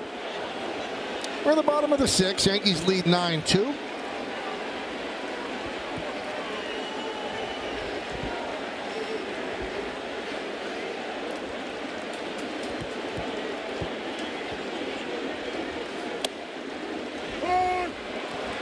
Oh, 2 on Verdugo. Verdugo struck out twice in a sac fly. Judge now leads the Yankees with 54 runs batted in.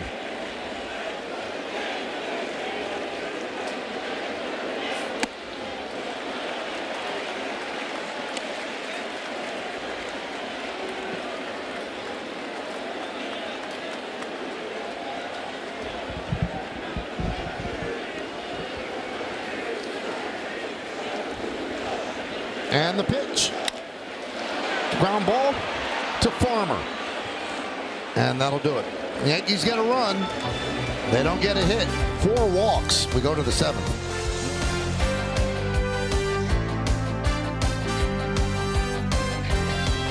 Live on Friday, June 7th on Prime Video. Glad you read that one. We go to the 7th inning. The view from Gate 4 at Yankee Stadium. Dennis Santana will take over. 6 strong for Carlos Rodon.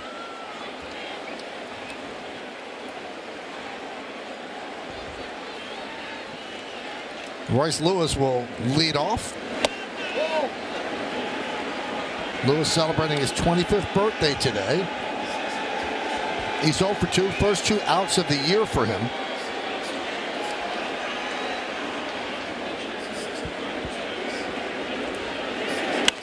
Driven deep to left field. If it's fair, it's gone. It's fair, and it's gone. Another home run for Royce Lewis, and it's 9-3 Yankees.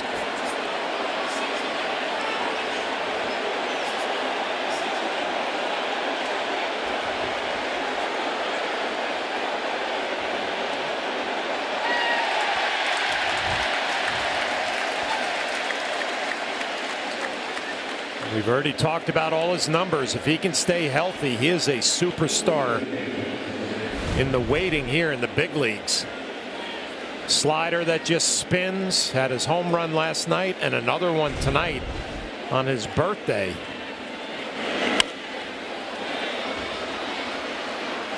There's a former #1 overall pick in 2017 out of the same high school that Tom Brady went to.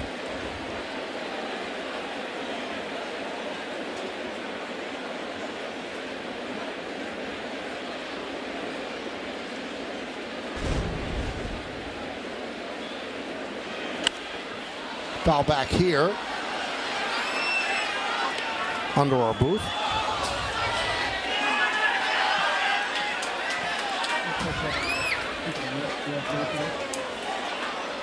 Chris, you had a nice long talk with Royce Lewis today.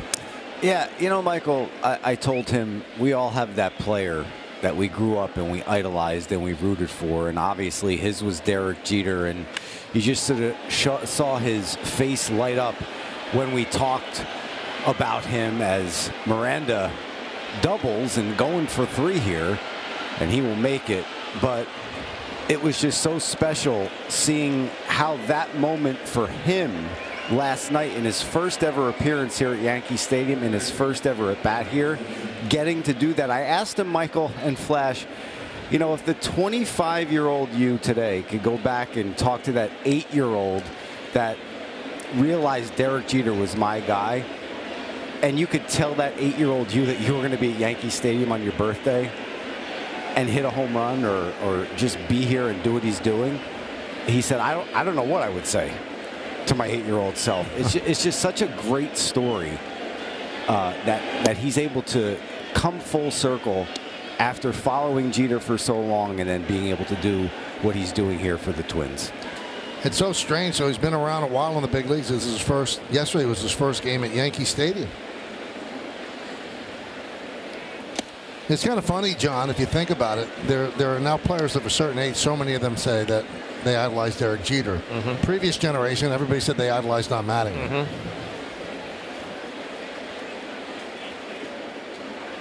It's funny, a California guy who was a big Jeter fan and so excited about playing in Yankee Stadium, and I think the Twins are looking at him saying, we can really make a push here in the second half. If Lewis can stay healthy and Buxton can stay healthy, they feel pretty good about things in the Central. Grounded to third. They'll let the run score. Cross the diamond for the first out. Buxton picks up an RBI, and now Yankees are up 9-4.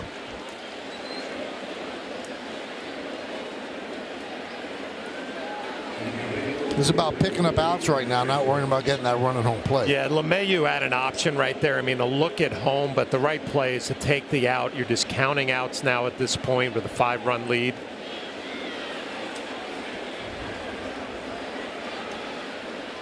There's Willie Castro.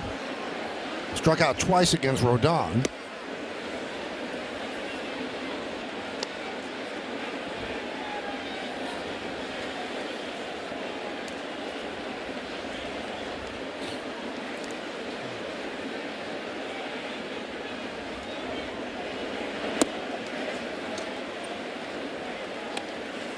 You know, Michael, I was just thinking about Royce Lewis and looking up to Derek Jeter. For me, being a kid growing up in Rockland County, Thurman Munson was a player, you know, that you would idolize as a little leaguer. And I remember the first time I ever caught at the old Yankee Stadium was in a Daily News high school all-star game as a high school player. And I vividly remember squatting behind home plate saying, this is where Thurman Munson did it. You know, it's just pretty special when you get to realize a childhood dream. How'd you do in that all-star game? Well, I was hoping you were going to go there. I actually had a game-winning hit in that game. Well, there you go. Didn't start the game, came in as a backup, which, you know, would be a little foreshadowing and part of my career. Was it a walk-off hit? It was. Nice. It wasn't called that then. Back then.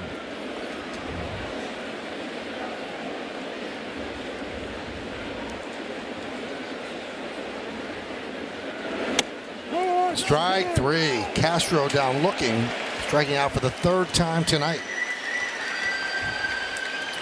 Rocco Baldelli not happy. I talked about Larry Vanover's zone all night. He has given pitches off the plate, in and out. He hasn't really given a whole lot up and down. Baldelli not happy.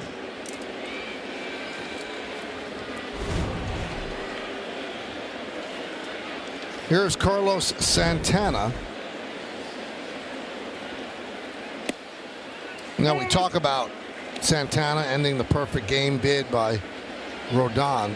This guy's had a really good career. 310 home runs. That's 9th all time in Major League history by a switch hitter. 1,035 ribbies. He scored 1,014 runs. Those are significant numbers.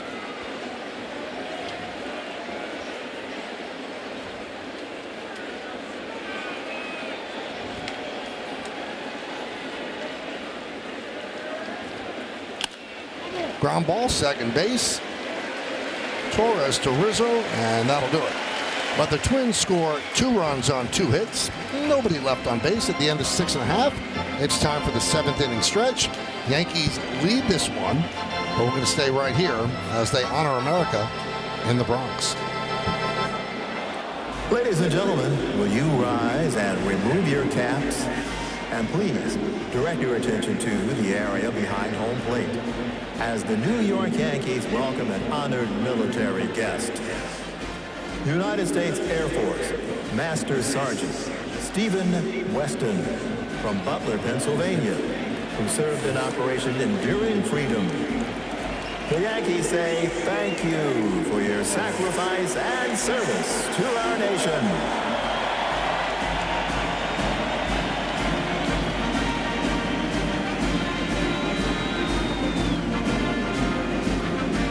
And now, ladies and gentlemen, please sing along with Robert Merrill's rendition of God Bless America.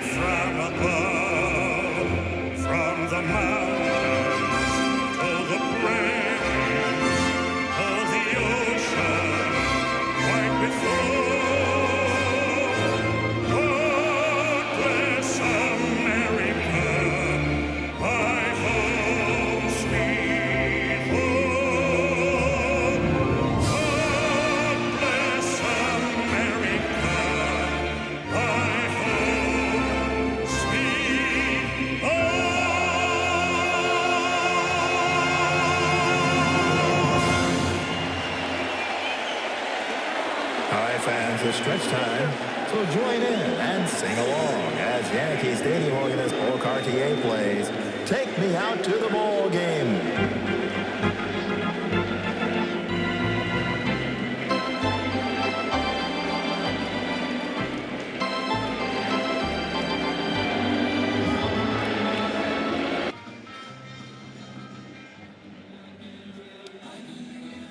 Carlos Rodon flirted with immortality, retired the first 16 batters he faced until Santana hit a home run. Lewis also hit a home run. That was against Dennis Santana.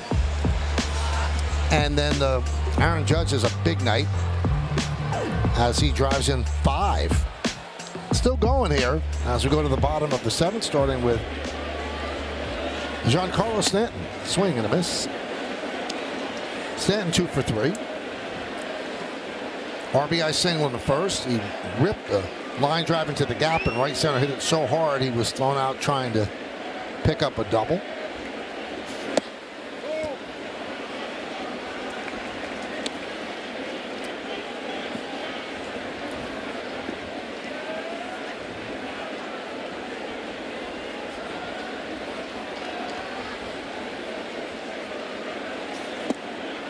One and 2 on Stanton. Stanton, Rizzo, and Torres here in the bottom of the 7th inning. Beautiful Wednesday evening here in the Bronx. Big crowd at the stadium.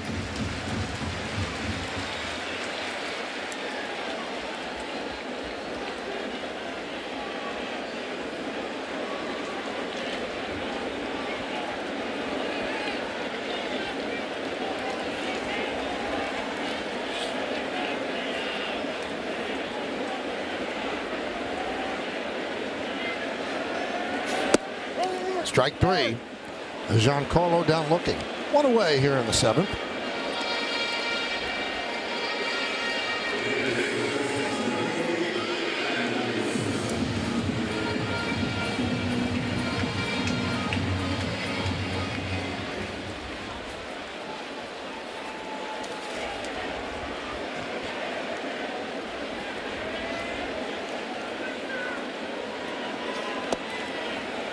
Rizzo takes low and inside, 1-0.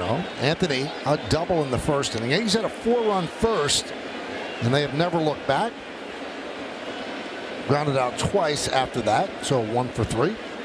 And the double in the first snapped an 0 for 14 for Anthony.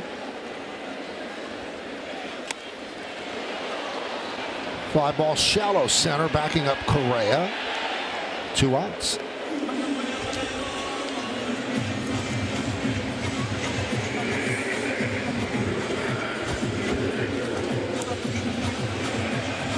You can see the frustration from Anthony Rizzo. The first at bat, a beautiful piece of hitting going the other way, trying to build off of that, and then a couple of ground balls and gets jammed right there, and some frustration starting to show.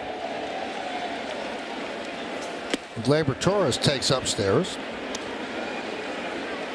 Torres a ground rule double, driving in 2 runs in the first inning to right field. Bounced into the seats after Margot made a valiant try. How about this stat, John? Torres comes into the game 5th in Major League Baseball, seeing 4.34 pitches per plate appearance. Surprising? Yeah. I looked at it, I said, wow. I know the Yankees take pitches, but Gleyber is among the league leaders, baseball's leaders. But I would also add on top of that, maybe Gleyber, his slow start, he's had pitches to hit that he's fouled off, right? So I wouldn't think of him as a patient hitter laying off pitches out of the zone. I would look at him right there. That's a pitch that catches a lot of the plate and he fouls off. So he's seeing more pitches because he's fouling off, not because he's eyeballing. Yes. You hear it all the time. Hitters talk about, well, why are you in a little slow stretch? I'm getting pitches to hit and I'm fouling them off. I'm missing them. That's kind of what I've seen from Gleyber the first couple of months. But as we talked, he's chipping away. Batting average starting to rise. Skies that one to right field on the run. Margot, and he makes the play to take an extra base hit away from Gleyber Torres. Yankees go down in order against Starmont. And this is the way the 7th inning ended. Full extension and then banging up against the wall. We go to the 8th. Yankees up by 5. great start out of Carlos Rodon. A little bit of a love story, a glove story, so to speak, as they flashed the leather over and over again in support of Rodon. And then, of course, the captain was crunching today as he cleared the bases with a triple and picked up 2 more ribbies along the way for 5 total. And it all adds up to Yankees 9 and the Twins 4. 9-8-0, leading 4-5-0 as we go to the 8th inning. Rodon now a spectator as Santana will pitch in the 8th. Farmer fouls it away. 0-1.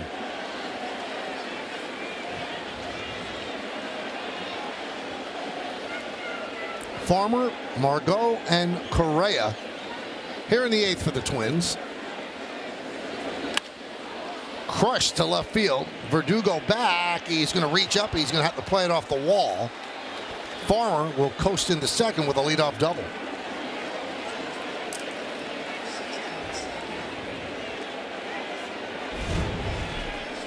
We've seen this from Santana. The slider has not been a great pitch for him tonight. And Farmer makes him pay with a leadoff double as the Twins trying to make this one interesting here late in the 8th and 9th.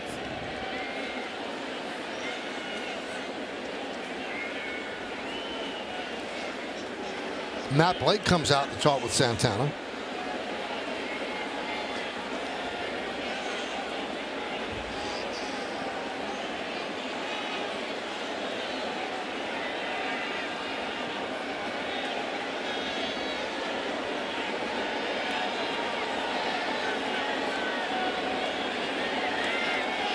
So far, they've hit Santana well.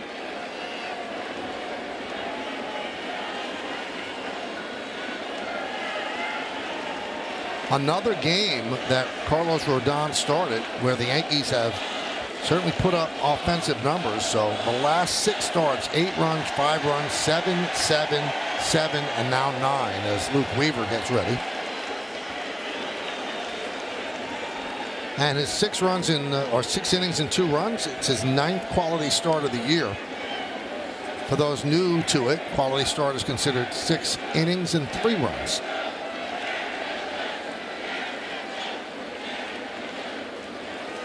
Top of the lineup, and Margot, and he hits a fly ball, right side and out of play.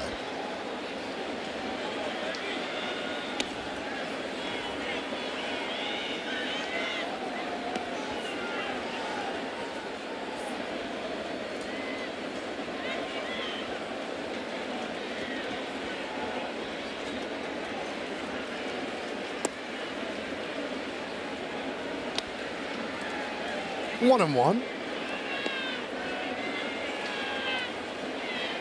Margot doubled off Rodon in the 6th.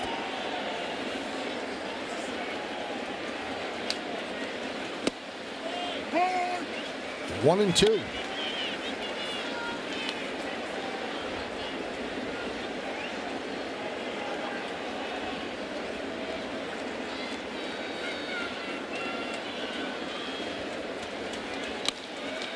Looped into center field. The judge is there to put it away. Ground number 1.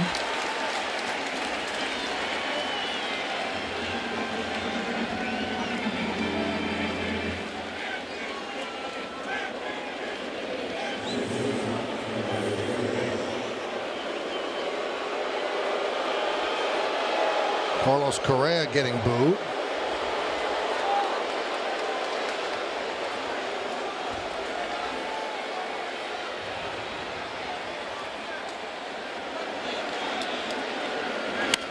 Fouled away off the end of the bat.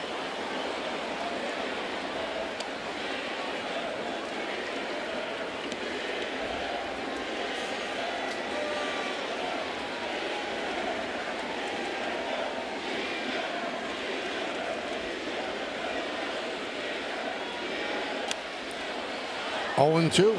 Correa had a sac fly in the 6th inning. He's 0 for 2. Yankees have held him down so far in this series. 0 for 6.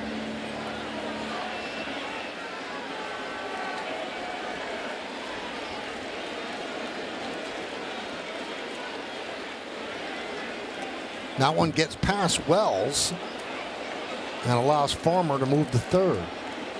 You can see Santana doesn't have a good slider tonight, so trying to go to the changeup as his off-speed pitch and yanks it down and away.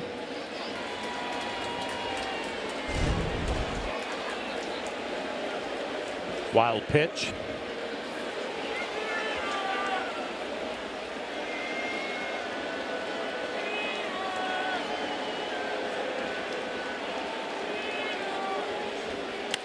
Fouled away.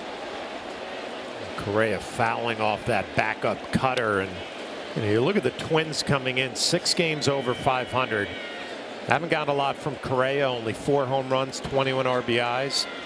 Talked a lot about Lewis. He's been hurt. Buxton hasn't done a whole lot, so 3 star quality players in the lineup.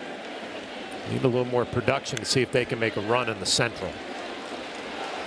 And I think they're probably as shocked as anybody, John, the way the Guardians are playing. I mean, that might be the most stunning development in all of baseball. Yeah, I didn't see that coming. And, worked that Yankee series when they were in Cleveland early on, and really didn't see a whole lot of thunder in the middle of their lineup that would scare you, but they found a way to lead this division. Nice play on the backhand by Glaber, and he gets Correa as Farmer scores. And the Yankees now lead by 4, 9-5.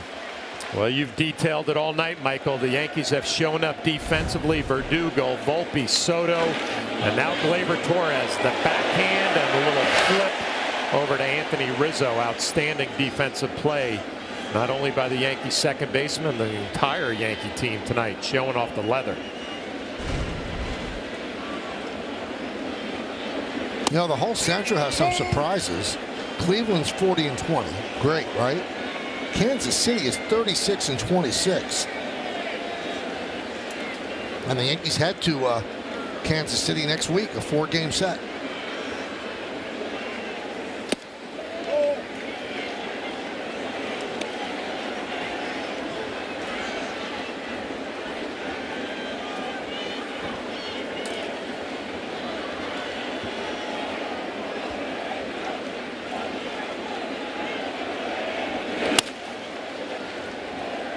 Now I'm going to give you a little party trivia. If you're in a cocktail party and you want to hit some people with baseball trivia, John. I would never go to a cocktail party. You know that. Really? No. How about the party deck? Yes, I might go up there. Right, so you can ask this question there. Popped up. Now we're going to have to wait. Going to fit it in? No? I don't think so. We got another half inning. There you go. As Rizzo puts it away. Great trivia question coming up next. Tie it all together as we go to the bottom of the 8th. The original Yankee Stadium in 1973, and you could say Duke Sims. How about that? Who was the catcher who hit the first home run of this stadium? I know that. It's Jorge Posada. Now, who's the catcher that hit the last home run at the Middle Yankee Stadium? Jose Molina. See the catching thread? You just dominated this party. When I go to that cocktail party, that'll never happen. I have trivia questions in the holster, ready to go.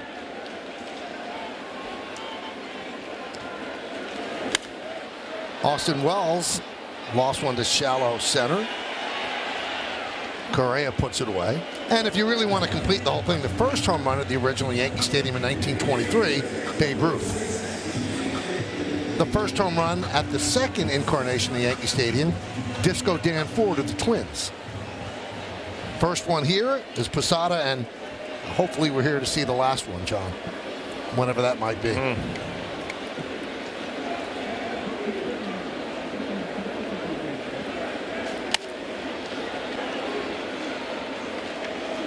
You know what I'm going to do? I'm going to throw a cocktail party at my house, see if you show up. And then you just walk around the room and you just ask those questions. I'm just picturing the town that you live in. Cocktail party is perfect. Upscale. A lot of fancy people with their pinkies out, pinching the wine glass. I won't invite those people. Those people right there. Those are my people. They'll be at my house. And you'll be asking, hey, how about Dan Ford? What did Dan Ford do? I'll be talking about Posada, which, you know, I'm wondering if we're going to see Jorge at Old Timers Day this year. Love to see him.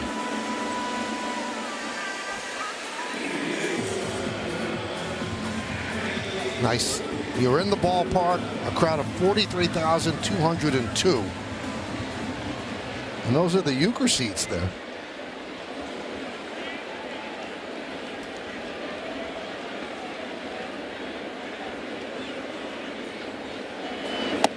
Pitch to Volpe is a strike. Anthony, another good night, 2 for 4. Euchre's still doing it, isn't he? Yeah. So I'm in his 90s? Yeah, 91.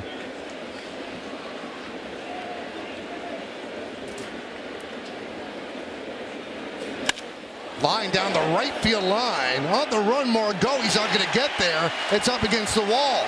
Volpe rounding second. He's thinking 3. He's going to get himself 3. A triple for Volpe. Ball gets away.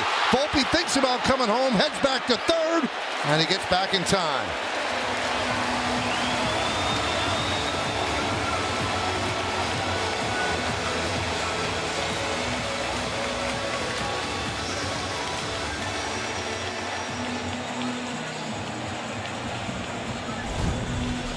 Three hits for Volpe, all of them the other way, and all of them rockets. And you can see he's thinking extra bases right off of the bat. Again, you don't need a third base coach when you're Anthony Volpe.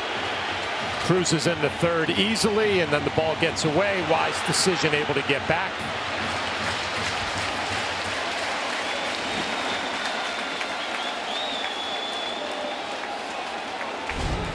Here's Soto. You spoke about Posada, right? Jack Curry tells me he interviewed Posada today for his podcast, Yankees News and Views. So feel free to listen to that on the ride home. Jack has a great podcast. Is Jorge going to be invited to this cocktail party? I don't know if he'd fly up from Florida.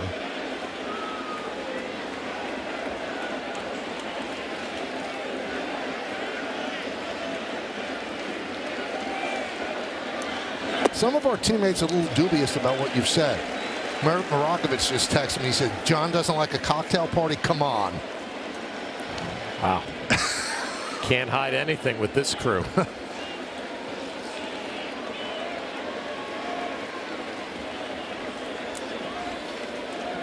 Be careful, Meredith. Be careful.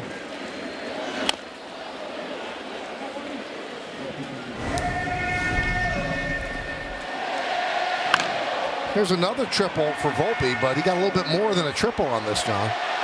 It was one of those Little League home runs. Again, a triple, ball gets away. It's able to be scored easily. But, you know, I watch these swings, Michael, and I watch the approach, and he's a completely different hitter than he was last year. So is this the guy he was in the minor leagues, 6 triples already? Or was last year just an aberration, trying maybe to drive the ball into the seats a little bit more? I don't know the answer, but this version, kind of like. Well, the fact that he worked on it during the offseason and it's paid off shows that it wasn't busy work. Swing and a miss. Soto down on strikes. No runs, a hit. 1 man left. We're armed with trivia as we go to the 9th.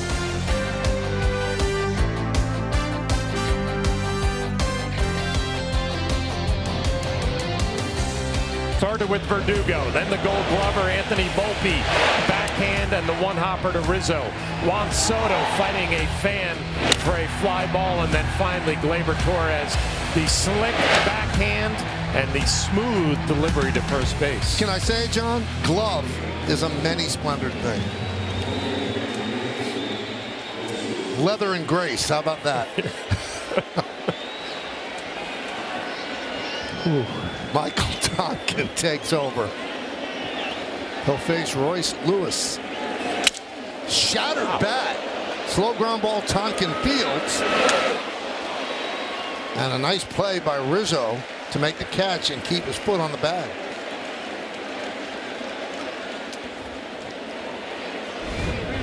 Oh, Tonkin running that sinker way off the plate, shatters the bat of Royce Lewis.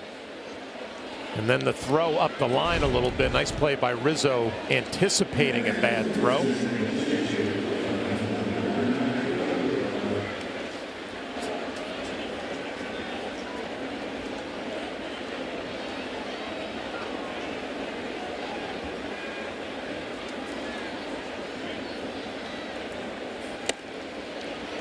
And a strike to the pinch hitter, Trevor Larnach, pinch hitting for Miranda.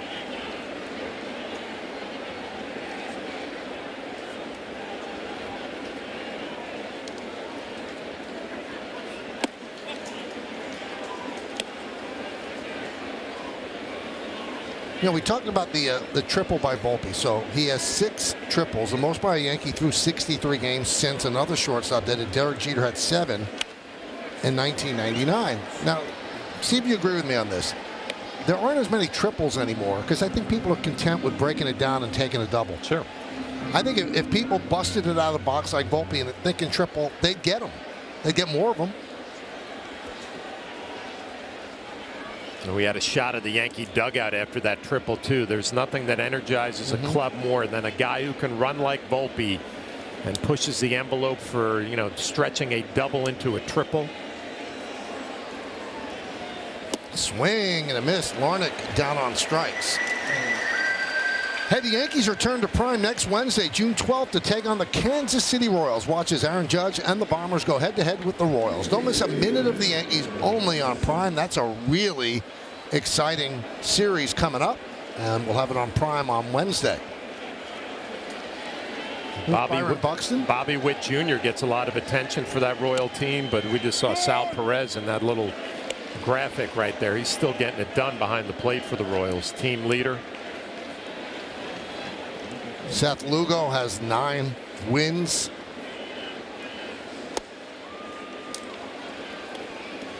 They spent some money in the free agent market and brought in veterans on one-year deals, and you know what? It's worked out so far. See if they could hold this pace. 1-1. Yankees are a strike away.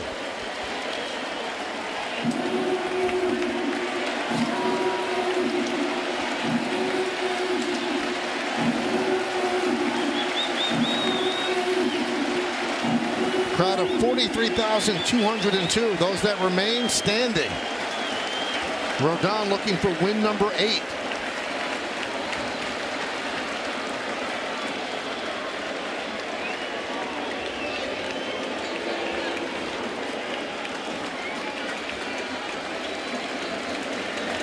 The 1-2. Swing and a miss. And the Yankees win 9-5. They've won 7 in a row for the second time this year, and they have reached the milestone of 25 games over 500. A complete game victory for the Yankees tonight, and the fact that it was dominant pitching by Carlos Rodon. It was traffic and pressure on the bases all night long, and we already detailed some of the outstanding defensive plays. They've won 7 straight. That ties the longest win streak this year. But this is one of those games you can look all over the field, offensively, defensively, and out on the mound. The Yankees on top of their game tonight. 5 ribbies for that guy. Had a big night. Big smile by Juan Soto right in the middle of everything. 3 more hits for the youngster Anthony Volpe. And the Yankees are feeling it right now and playing very good baseball. Now it's time for the players of the game, John, presented by Snickers. Well, we have a lot of them tonight, Michael, and it starts out on the mound with Carlos Rodon, who was perfect through 5 innings. Good fastball slider, changeup combination. The captain has been getting it done here the last month and maybe a week. A big shot down the line with the bases loaded.